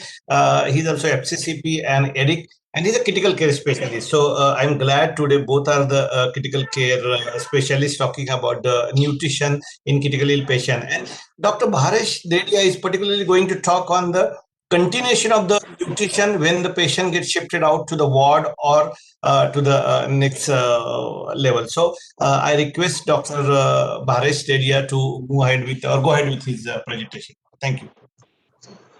Thank you, Kapil, for that very kind introduction.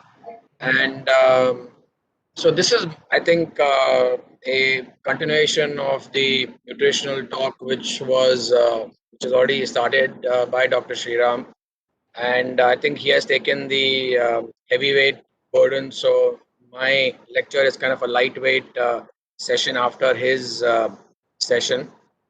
And I would also like to thank API and Abbott for this opportunity, and I think this wonderful platform that you have and an outreach to physicians all across India. I think this is a great achievement, and all of you should be congratulated and please continue the good work. So I think you saw the slide from Dr. Sriram. While we are aware that almost 30 to 50% of patients are upon admission are diagnosed to be malnourished, what some of you may not be aware is that not only a large percentage of that stay malnourished during their hospitalization, but almost 40% of them experience a significant nutritional decline also. And unfortunately, this does not stop even after discharge. So even on the day of discharge, a significant portion of them are malnourished, and this unfortunately continues even at home. And that's very important because a large percentage of these will are at high risk for readmissions, complications at home. Many of them may even die at home without even us knowing about it. So I think uh, these factors, and as Kapil mentioned, and as Dr. Shira mentioned, and the president and the previous speakers also, that nutrition is not a at the forefront of most of our thought. So until we make nutrition a very important part of our therapy and consider a nutritional support system or a nutritional therapy as important as medicines and other aspects, unfortunately, this issue will continue to remain in several of our patients. So here is the problem, that most guidelines, and what you also saw, there are several national guidelines, even from India and across the world, um, 7 continental guidelines, and now we have international guidelines also, which focus on nutrition in critical care. And unfortunately, none of them really address that we need to, continue this transition to the ward as well. So many of our patients in the ICU, while I may focus on their nutrition and speak to the dietitian, once these patients go to the ward, and unless I am personally looking after them, many of them go back to their physicians, and that particular physician may not focus on the nutritional aspects and the continued looking at the calories and protein requirements. Because most of us think that once the patient is in the ward and he's probably eating on his own, he's going to recover, and he's probably consuming enough calories and proteins. Um, while I was in the US, we used to ask for calorie counts and protein counts, and I've started doing that in India also. But I'm sure majority of physicians don't really check the calorie count or the protein count of exactly what a patient takes. And here is a problem. So you see on the left of your screen a typical tray of food, and at the end of a meal, this patient has eaten all the curd and rice and and the cucumber. So some carbohydrates, maybe little proteins, but that's it. And you can see that protein intake would be woefully less. And on the right of your screen, again, a similar tray, little bit of curds rice, little bit of dal, and maybe 1 or 2 spoons of vegetables, and that's it. So this would hardly, be 400-500 calories and not more than 5 or 10 grams of proteins, probably even less. So this is the problem. We never see this, and I would urge uh, physicians to take rounds also post meals and see how much your patient is actually consuming, and this should be an important aspect which the nurses should look into, and the feedback should be given back to the dietitian, who in turn should give the feedback back to us that that this patient is not eating less, and maybe calorie counts and protein counts also can be instituted. So at the end of the day, you know exactly how much calorie deficit and protein deficit there is.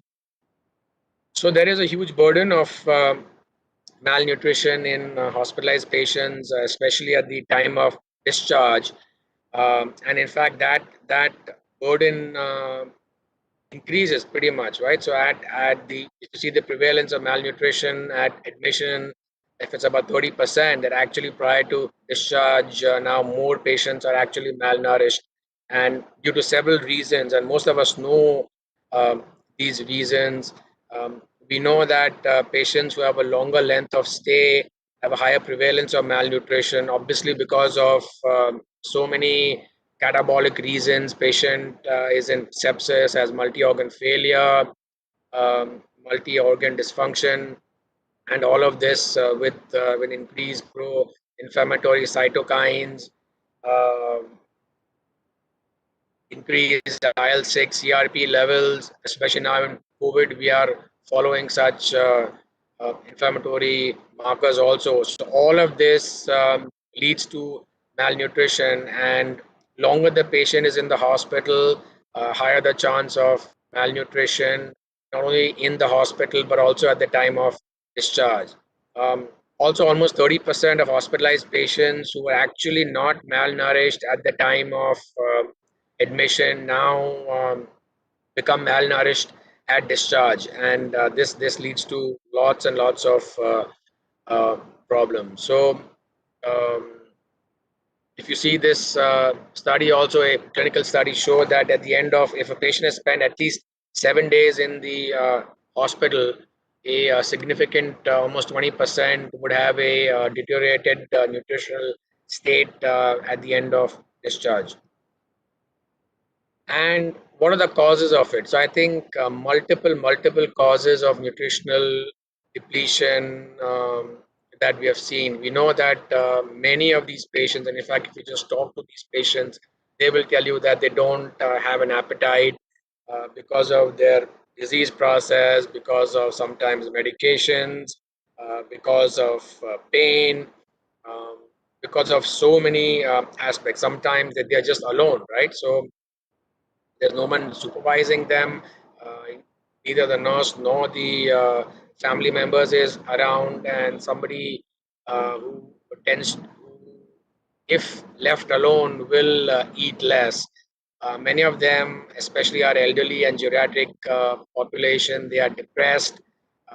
All of that leads to a reduction in appetite and therefore malnutrition. Many of them are fasting during clinical procedures, and unfortunately, our nurses also are not trained to ensure that the missed meals are taken care of at the end of the day. So if they are NBM for like 4 hours for a CT scan, and they've missed 2 feeds, that the nurse will not give the feeds at the end of the day. So that's a problem with the protocols and our teaching. Dr. Shriram has covered surgical causes of nutrition, also big problem. So many patients are in pain, and when you're in pain or on narcotics, also your appetite is going to be down, and you're not going to be focused on eating. Lots of medications also cause a reduction in in appetite and pain, and also organizational aspects, as I've touched about. Many of the times, the kitchen is closed by 10 o'clock, so the last feed comes in, and if you have to catch up on feeds, the feed is not available. So several causes of nutritional depletion in the hospital, and as a consequence there is huge repercussion. So there is a delayed in recovery after they go home, and as a result of that they're weak, they're not able to do their day-to-day activities, they cannot take care of themselves, um, and because of that they can't prepare their meals, so now they're dependent on other people helping them at home. Their quality of life goes down, they're more depressed now. As a result, they eat less again. So this is kind of a vicious cycle, which sometimes gets very difficult to break. And all of this causes readmissions. Once you're readmitted, you know that there would definitely be a causal relation to mortality also.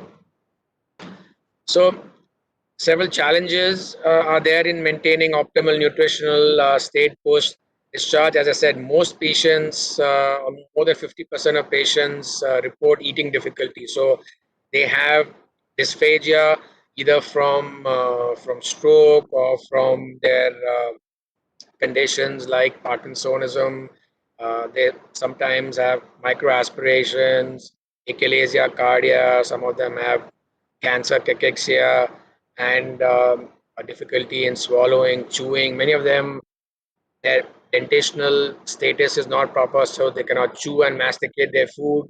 As you grow older, also your taste and smell goes down, and as a result, they don't eat. You will eat less, um, and many of them, almost 50%, also report poor appetite. So uh, there is obviously a combination of inability to eat and not wanting to eat because your appetite goes down. Now, in the second category, also there is a big component of depression, also especially in a geriatric population, and that directly causes a suppressed appetite. So, so many things which can be dealt with get ignored, and as a result, our patients end up getting more and more malnourished. One of the aspects also is that there is a few percentage of patients who actually get referred to dietitians post discharge. So this study showed only 11%, and I'm sure in India it's much less. And as a result, because there's no one supervising their meals, along with comorbidities, their weight loss persists, and that directly contributes to more problems. So there are several barriers for nutritional therapy when we transit patients, from the hospital to their home. So starts with obviously educational barriers uh, with us, with our nurses. So there's lack of training experience and expert assistance. A lot of this is because we're not aware and because we don't have systemic care plans in place. These things get hidden, and nutrition unfortunately always gets ignored. So there are organizational barriers also. There is lack of communication from the hospitals to the patients. The dietitians are not told to follow up with the patients. Referrals to dietitians are less, so there's less expert assistance and flow. And most of this is because of lack of common guidelines and instructions. So a lot of these things um, can be sorted out by a multidisciplinary team, and obviously the direction should come from us physicians to the apex management that we need to sort out and remove these barriers.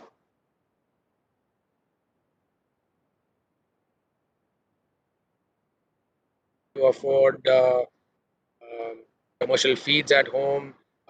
There is lack of education amongst them, especially in the lower class. There are issues with rice tube displacements and blocked tubes at home and many missed meals as a result. So lots of economical barriers also.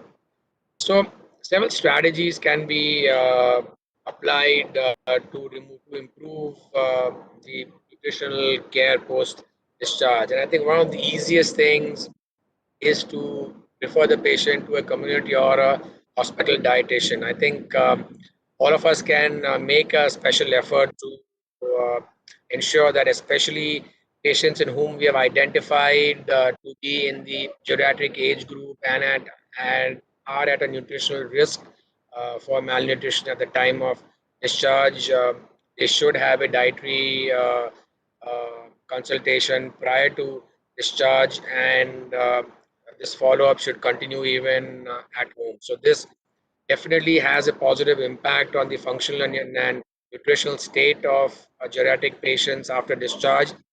Um, it has been shown to also reduce frequency of hospitalization within 6 months, and obviously a direct improvement in body weight and protein energy intake in patients, especially those who are at nutritionally risk. So I think this is a important take-home message for all of us. Dr. Shriram has talked about ONS also. I'm also going to talk about this. So oral nutritional supplements to be advised to patients. So most of my patients now for several years, when they go home, they get an advice of taking ONS, at least a target of about 500 ml of ONS, which comes to about 500 kilocalories.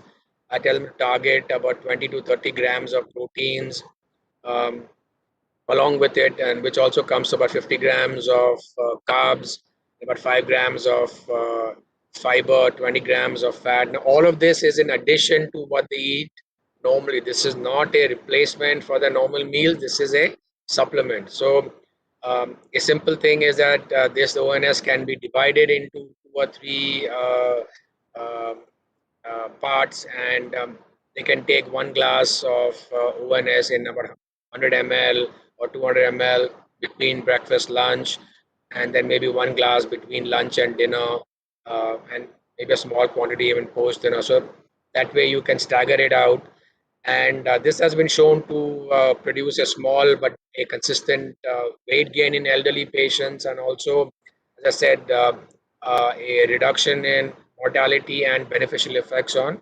complications as well.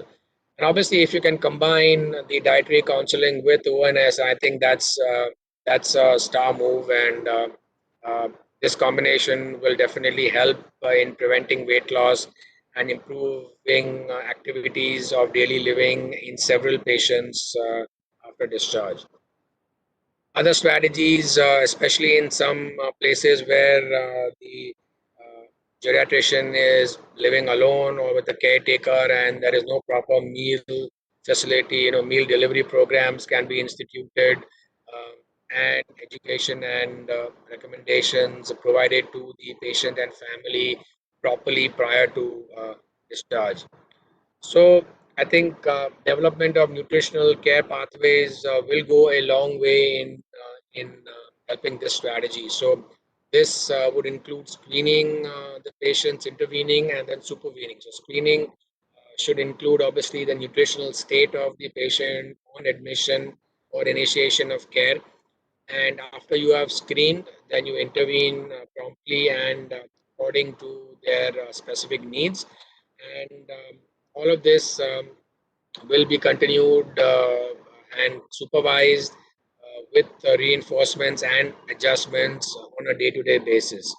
So the screening obviously starts with screening for malnutrition risk. I think Dr. Shriram has talked about uh, several scoring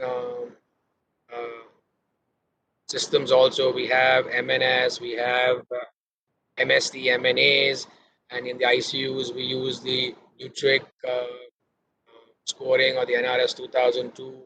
So several of these scoring systems can be used and to find out about decreased food intake, weight loss, and even if the patient has an illness which has the malnutrition risk. So the NRS and the Nutric scores, they actually look at this also, the added aspect of the illness and the injury as well. So intervening would mean, after assessment, the diagnosis of malnutrition, implementation of a proper treatment and pathway. So that's where the dietitian comes in. The ONS supplements get added, and then the implementation of the treatment. We need to set nutritional goals. How much needs to be given? How and when? So you decide the route, the access, and the timing, and which formula. So all of these get implemented, and then regular screening with readjustments and supervising, and this should also definitely include post discharge nutrition. So all of this, if you can institute in a nutrition care pathway, I think that will go a long way in helping our patients even after discharge. So nutritional counseling, as I've touched upon, it's a very important aspect, and we've talked about strategies also and how they help in improving our nutritional status of our patients, reducing hospitalizations, and improvement in body weight and protein energy intake. Obviously, there are barriers which can be overcome. So many a times there is a quick discharge process, and the patient or the relative doesn't want to wait before the uh, uh, nutritional education gets provided. I think this can be easily overcome. There is lack of knowledge and interest, especially from our side, so the clinician side, and I think this is an important take-home message. And I think all of these barriers are not easy, are not difficult to overcome, and in fact, with a little effort, we can definitely eliminate all of these. So ONS is definitely an effective nutritional support. As I said, it's a very, it's the least invasive strategy for increasing food intake. It can supplement your energy and protein intake, and definitely studies have shown that it reduces overall complications and probably mortality also. So almost 40% of fewer readmissions with oral nutritional supplements than without ONS, and so many beneficial effects, right? So it enhances patient recovery, reduces readmissions, obviously enhances your dietary intake, produces a small but a consistent weight gain, and has positive beneficial effects on complications and a reduction on mortality. So there are a few clinical studies also. There are actually several clinical studies, but we'll talk about a few of them which evaluate the role of ONS in improving nutritional status and clinical outcomes. These are all dealing mainly with post-discharge patients. So this was an Indian study which looked at providing ONS plus dietary counseling in the intervention group as compared to only dietary counseling in the control group. And the primary outcome they looked at was weight gain, and secondary outcome was hand grip and protein energy intake. Um, and they found that after week 4, even though week 4 was showed a statistically significant outcome in weight gain, that actually improved over time. So there was a higher weight gain in patients post discharge, and also an improvement in hand grip, which was seen primarily at week 4. So it was statistically significant at week 4. Later on, the even though the statistically significant aspect reduced, but if you see the ONS group still maintained a better hand grip strength than compared to the control group. Energy and protein intake also, um, at the end of 12 weeks, they all achieved a statistically significant results over a significant higher energy and protein intake in these patients. Another study looked at post-discharge patients following colorectal cancer surgery. Again, similar intervention and control groups. And primary outcome here was nutritional outcome, sarcopenia prevalence, and secondary outcome was a 90-day readmission rate and chemotherapy tolerance. So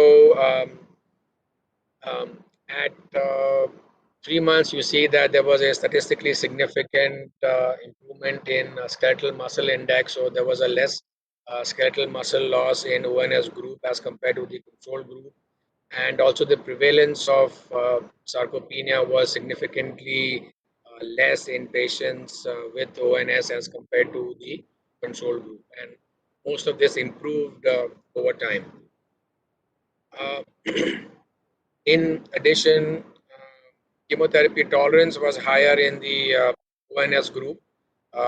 So all across, there was a less reduction in dose, in delay or termination of chemotherapy in the ONS group as compared to the control group. And all of this was statistically significant. Third study, and this was authored by Dr. Sriram. So this looked at this actually was a QIP which looked at ONS within 24 to 48 hours at all risk patients, and their primary outcome was a 30-day unplanned readmission. Secondary outcome was hospital length of stay, and as you can see, if you look at reduction of 30-day readmission rate, so there was a 4% statistically significant relative risk reduction of readmission rates at the end of 30 days, and also a statistically significant relative risk reduction of length of stay also was seen. Another study where Dr. Sriram was a co-author. Again, this was a QIP which looked at unplanned hospitalizations within 30 days of within 90 days of discharge, and secondary outcome was healthcare resource utilization. So here also they saw a absolute reduction rate of 5% with a relative reduction rate of almost 18%, which was statistically significant at the end of 90 days, and also significant reduction of healthcare resources. So all of this was quite statistically significant. So I think definite benefits of having customized nutritional plans, which include oral nutritional supplements. So my last slide, we know that there is a huge burden of malnutrition in hospitalized patients, not only at the time of admission, which also not only increases during admission, but continues to persist after discharge. Key factors include lack of consultation with dietitian and the lack of advice of supplementations after discharge. There is continued weight loss and simple things like a nutritional care pathway, which includes screening, intervening, and supervening, can be instituted to manage such patients. And amongst intervention, I think dietary consultation along with ONS, they have proved efficacy in enhancing not only your dietary intake, consistent weight gains, but also in the reduction of complications, hospital readmissions, and I think directly that will ultimately show up with a reduction in mortality. So with that slide, I will hand the stage over to Kapil. Thank you very much. Yeah. Thank you, Bhavesh. Regarding the nice overview of the post ICU or the post discharge, that is very difficult part of the critical care nutrition, I will say. Now I request Dr. Sriram to come on the platform. Till our organizers intervene, we'll go ahead with our question answer. I have received many questions. I will go one by one and I will try to cover the maximum. So I will start with the Dr. Sriram. Dr. Sriram, I was impressed by that QIP. That is a quality improvement plan. So my question is, what was the thought behind implementing this program? Second thing, I will add the 2-3 questions so it will be easy for you to elaborate. Yeah. The first thing is on what background you implemented. Secondly, how beneficial to the patients. Now, which patients, whether it is a pre-hospital or intra-hospital or in ICU patients. So, or there are the you can say the subsets of this QIP program which can be applied to all 3 sectors. I was impressed with the concept that okay, though I am a critical care person, I am more of the interested with the ICU nutrition, and most of the time we are trying to restrict ourselves to the ICU. We are not bothered what happens to the patients when it is going out of the ICU, and what happened or what was his status when he was before coming to ICU. So will you please highlight that was a really very impressive concept I have got. Please. Yeah, so I'll start off by saying the reason why the study was started in the first place was because of a fantastic paper that came out by Dr. Philipson. What he did was he looked at something like 44 million patient encounters and found that if there was an order in the electronic medical record for an oral nutrition supplement, just the order, 1 or a 0, that chances of that patient getting readmitted to the hospital with a complication was far, far less. So this took the world by surprise because we don't have any proof that the patient ever got the nutrition at all. Just the fact that the order was written, 44 million, you know. And so then we thought, how about if we design a way by which we are sure that the patient got the oral supplements, why don't we do it? The delay was mainly, it took too much time for the official nutritional assessment. As I showed you in my thing, we shouldn't confuse ourselves with all these various kinds of assessment tools and all that. The fact that the patient is in the hospital means that the patient is sick. Okay? And so this study was essentially done in only non-ICU patients. What we first did was the electronic medical records, and you don't need electronic medical records, you can do it on paper form also, quite successful, as has been done in Vietnam, for example. The nurse does the nutrition assessment and makes a diagnosis of malnutrition. So the diagnosis is there. So the diagnosis is there, you've got to be treated. So the nurse has the power to order the supplements. You don't need a doctor's approval. As long as there is no nil by mouth order. You see? And that is the reason why we initiated the study, because there was too much delay in initiating the enteral feeding to patients or oral nutrition supplements to patients. So that was the purpose of designing the study. Early detection, empowering nurses, and thirdly, to capture the unplanned readmission, because the patients go home. Now, one thing I must tell you, here, Kapil, that doing a study like this in India for readmission is not possible, because I have looked at it carefully. The patients won't come back to the same hospital. You see? And even with the Aadhaar card number and so on, tracking them becomes very difficult. We can't keep track of them here. But other aspects of the study are very doable in our country. Very, very, very doable. Remember, this was done only for non-ICU patients. And the results were absolutely fantastic. So, how do you find it? Is it possible to implement in India? Yes, it is absolutely possible to implement, and it has been, to my knowledge, in my circle of critical care friends, many hospitals are actually doing it, not as a form of a QIP, which I think is important. We should do a QIP in India for that, so that we can convince our people over here and change the things in so many. The first thing is, of course, the detection that the patient is malnourished. You can use a subjective global assessment, various tools. We won't go into that. And then oral supplements are given to the patient. Now, one myth that I have to dispel here, if you don't mind me saying it, many doctors and patients also think that, seem to think that this will suppress patient's own appetite. Actually, nothing is further from the truth. You see, patients feel good, and it is given as not as a meal replacement. It's given as small aliquots in between. Does that answer your question, Dr. Yeah. But so you mean at present this QIP program is only for the ward patients? The study that I did was only for the ward patients.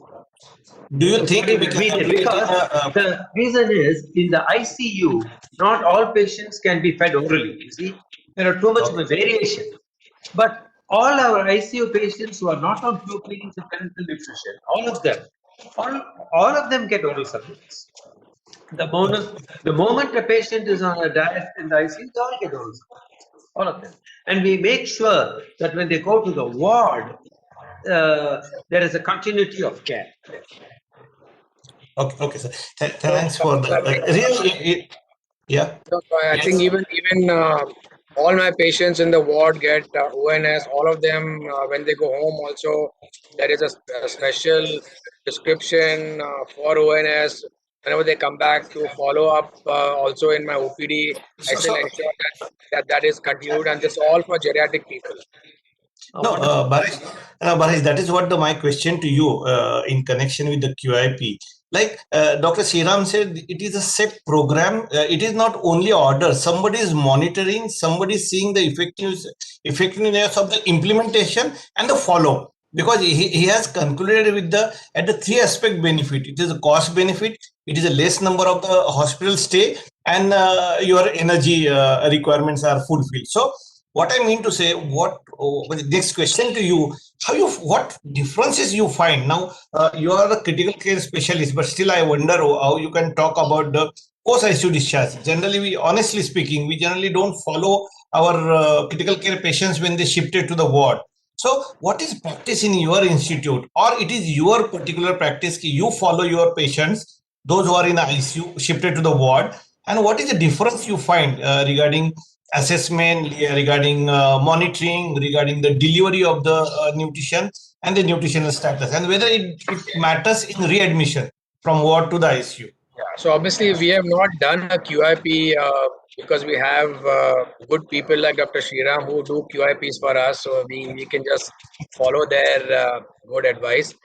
QIP though would not be too difficult, but as Dr. Sriram said, there's a lot of issues with our patients. Many of them don't come back to us, etc. Now, as far as what I do, a lot of continuity of care in our institute happens because a lot of the physicians will ask me to see their patients in the ward also till the time of discharge also. So that really helps.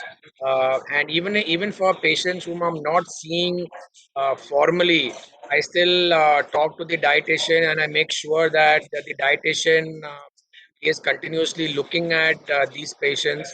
And this is more of a personal thing because obviously uh, the hard work which we have done in the ICU and getting these patients out of a bad situation should not go to waste.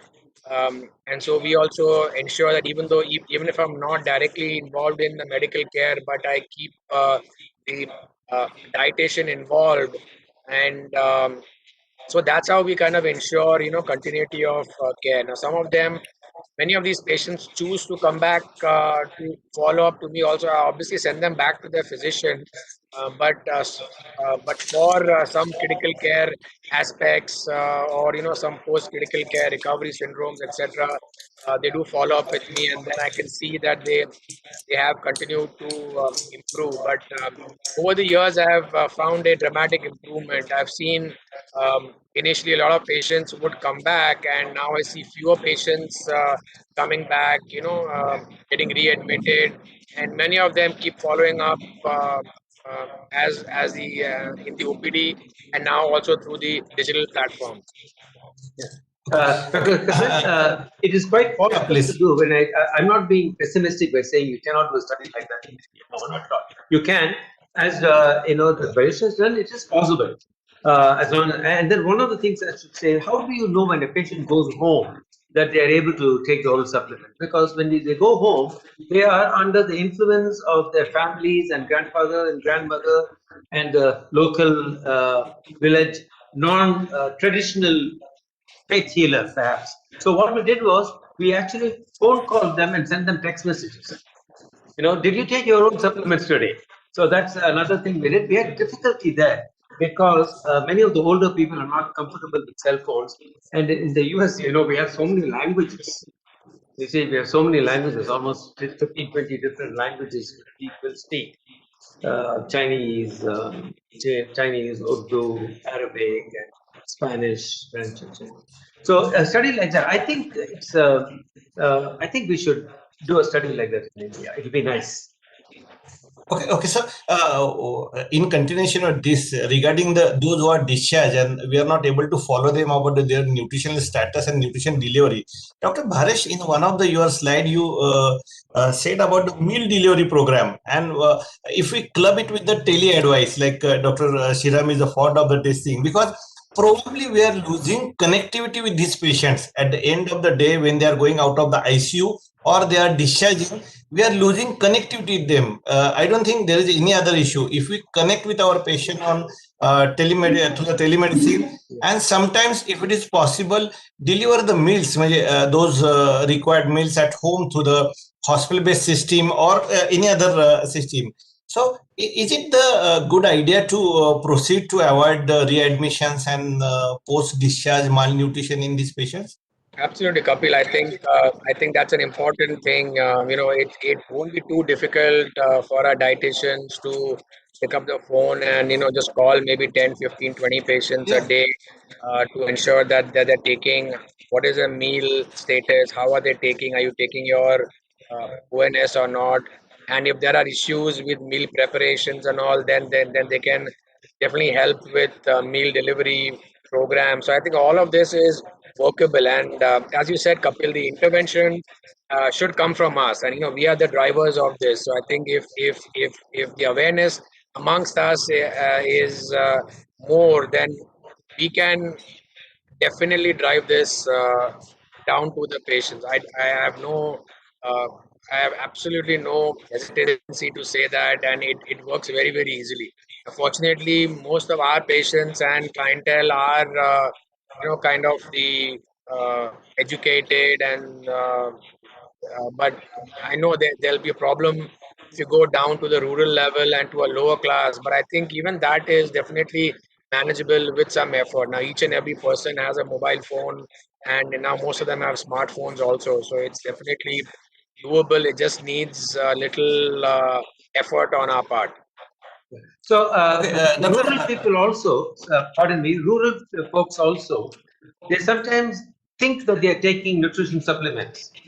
But if you look at the package insert, it is really not nutrition supplement, some kind of powder form. So I have found when I was working at Ramchandra Medical in Madras, a little bit of time spent with the patient, giving them the time and then telling them, see, I'm going to give you the introduction, but speak to the dietitian. She or he is very, very knowledgeable in it. And this is a food for you. Don't look at the cost involved, which is, and don't look at the cost of the ingredients. This is just for a short time. It is not forever. It is a medication, like a long-term antibiotic. And I'm not saying that there is 100% compliance, not at all. So some people are not going to follow you, the recommendation, but the majority do, and they benefit. I absolutely agree with you, because this particular part we all physicians and intensivists are missing in India. Just give some time at the time of the discharge, prior to discharge, or in that period about the nutrition. Dr. Shiram, there is a question from the audience about using the proteolytic enzyme in enteral nutrition in improving protein digestion and absorption. No, What is your absolutely take on not this? necessary. I can tell you right now, absolutely not necessary. It is, giving the GI tract has tremendous amount of pancreatic enzymes, huge amounts, and a little bit of enzyme you give is not going to do anything at all. Now, there are certain conditions like chronic pancreatitis where you may benefit, but there's no reason to give any enzymes for digestion. Do you agree, Dr. Baresh? Absolutely. No, absolutely. No indication. Dr. Bharesh, there is another question from audience. Which nutritional supplements are good for severely malnourished patients? So there is a particular category, severely malnourished patient. How you will advise nutritional supplements? No, I think, see there, if with the enteral gut, now if you're talking of severely malnourished, then you're also talking of people in which you may get a refeeding syndrome, and you have to be very, very careful in feeding these patients. Obviously, you start a little bit slow on these patients. Make sure that you're not going in a refeeding syndrome, and which formula really, as long as you're targeting your ultimate calorie and protein intake, which formula you take really is not important, except if the patient is, diabetic, etc., and you don't want to give a high sugar formula. So the formula itself is not important, but I think assessing the individual patient and making sure that the patient is not going to in a refeeding syndrome. I think that's an important aspect. But then otherwise, apart from that, you can scale up the nutrition to the enteral route. Okay, Dr. Sriram, there is a question, and this is very practical question. We all of us gone through the bad COVID phase, and what was our experience in first 48 hours because of the steroid, because of the COVID itself, because of the so many other drugs? Sugars were haywire in on admission 24 to 48 hours, like sugar was 500, 600, hyperglycemia. Now, how you will advise to manage the nutritional part in this patient? Because see, there was hypoxia, so patients were conscious, eating, talking with the whatever the oxygen, and they were hungry. What I observed, they were hungry. They eat too much during that particular 48. So how to manage the nutrition part? What things you will do as a new assessment, and how we can plan the nutrition in this particular group of the patients? So that is actually a brilliant question. And my wife is an endocrinologist, so we talk a little bit about that too. It is rather funny that you have lots of endocrine problems, including thyroid disease in COVID, you would have seen. And people come in with non-ketotic coma, DKA, diabetic ketoacidosis, and the glucose levels are high, which is perpetuated by the steroids that we give the patient also.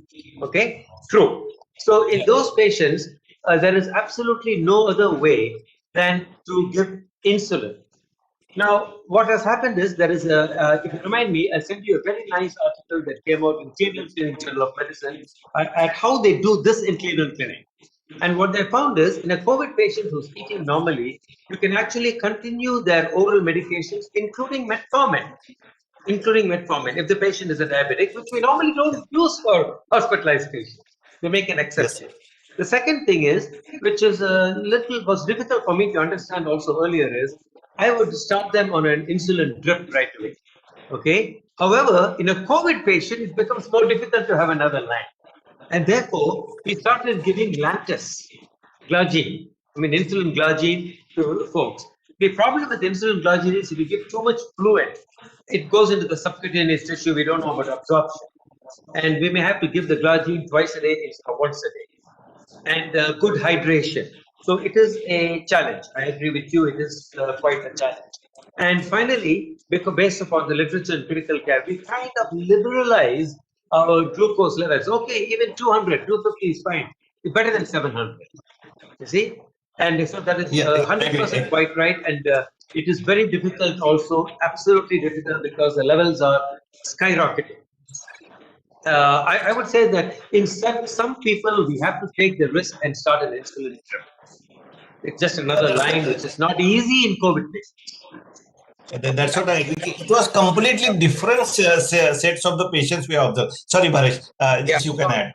There was a study from Mandal et al. From Kolkata in, I think, July or August 20, which looked at ONS in COVID patients also. And even they found a benefit effect of, in reduction of complication rates and also. So even in COVID, ONS also, can play a role. So I think overall, as Dr. Sriram said, definitely there is an element of insulin resistance also. And so we have to give insulin, we have to continue their OHAs and maybe aim a little bit higher blood sugar level, 180, 200 also, and see if that's enough or not. Yeah, so I think we are coming to the end. Last question, and which is very frequently asked question. Both of you can comment one by one. First, Dr. Sriram and then Dr. Bharesh. What is your opinion about the feed-related infection? Of what, please? Feeds-related infection. If we are delivering the feeds to the continuous bag or parental nutrition or enteral nutrition, whether the hygiene plays a role in both in the ICU as well as the non-critical care. Yes, absolutely. So how can we come parental nutrition?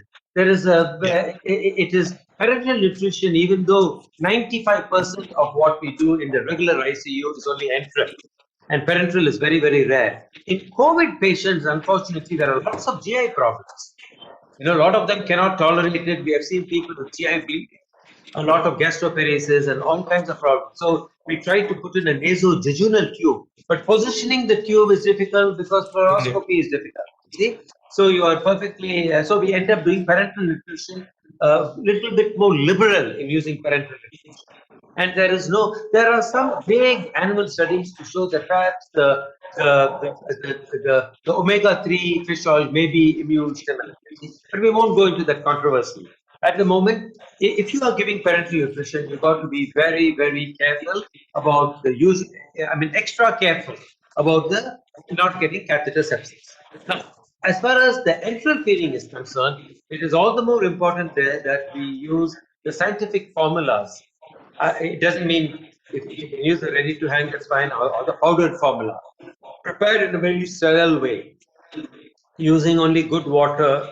The contamination of enterally prepared diets, the contamination is a huge problem. And the contamination, the kitchen prepared blend-rice diet is even huger, as we all know very well. And those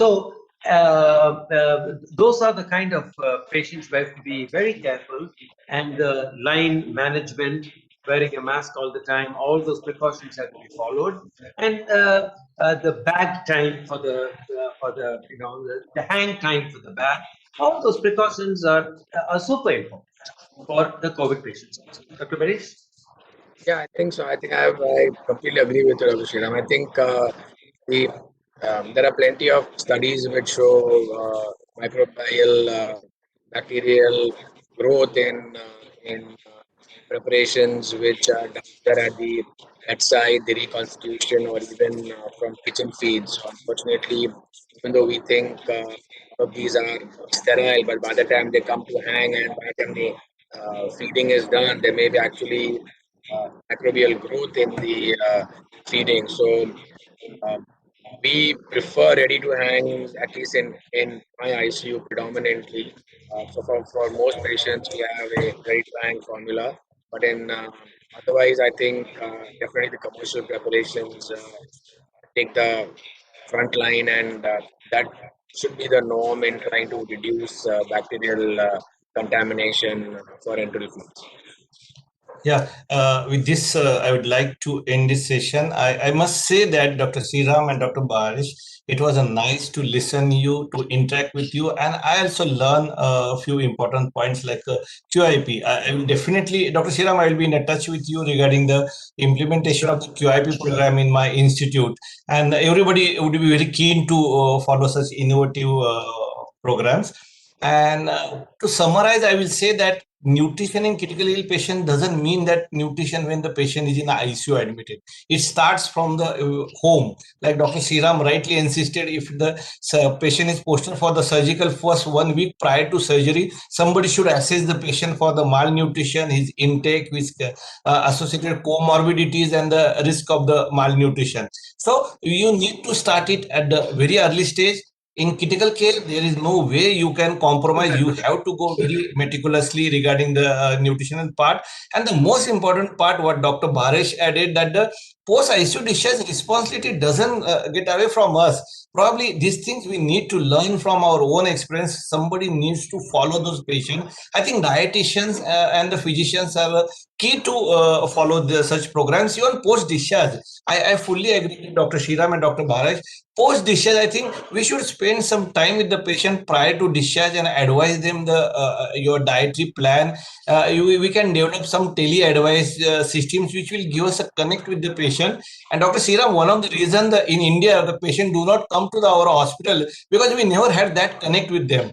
If we follow the connect to the tele-advice, I think they will come back to our own institute or own hospital. And I like that meal delivery system. Probably it is not impossible in India. Any good institute can take such advice and start delivering the meals to the such needy patients or those who are affording, or at least those who are ready to connect with us through the tele-advice. I think that's a fantastic idea. With this, I would say, please nutrition, take it as a prescription, like antibiotic, like IV fluids, like your rest of the management in ICU. Nutrition is the backbone of the every disease process, whether it is a recovery, whether it is a healing, whether it is a prevention of the morbidity and mortality. With this, I hand over to the Dr. Puneet for the concluding remarks. Thank you. Thank you for my eminent faculty and audience for listening us patiently till 9:35. Thank you. Thank you very much. Thank you, Kapil. Thank you. Dr. Puneet.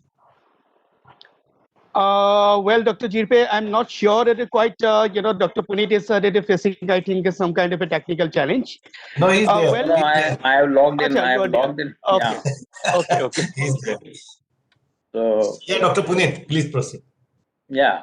So we had a wonderful and exhaustive session, yeah, and we're going right into the details and nitty-gritty of nutrition, and it was very nicely taken up by Dr. Krishnan and Dr. Baresh Gudia.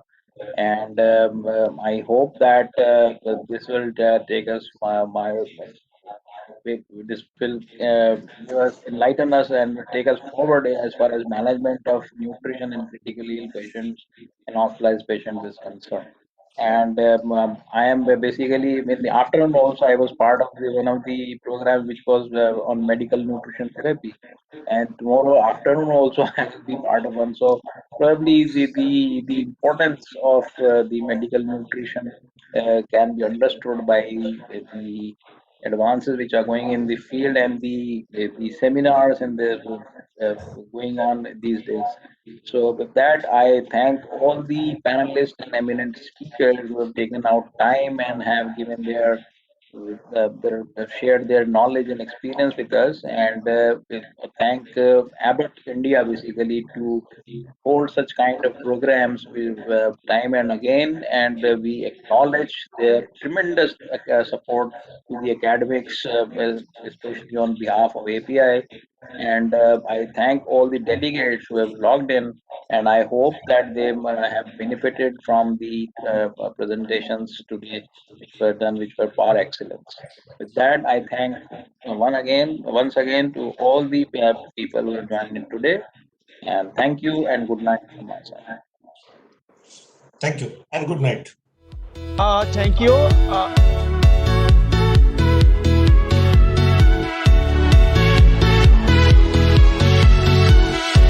Thank you, everyone. Thank you.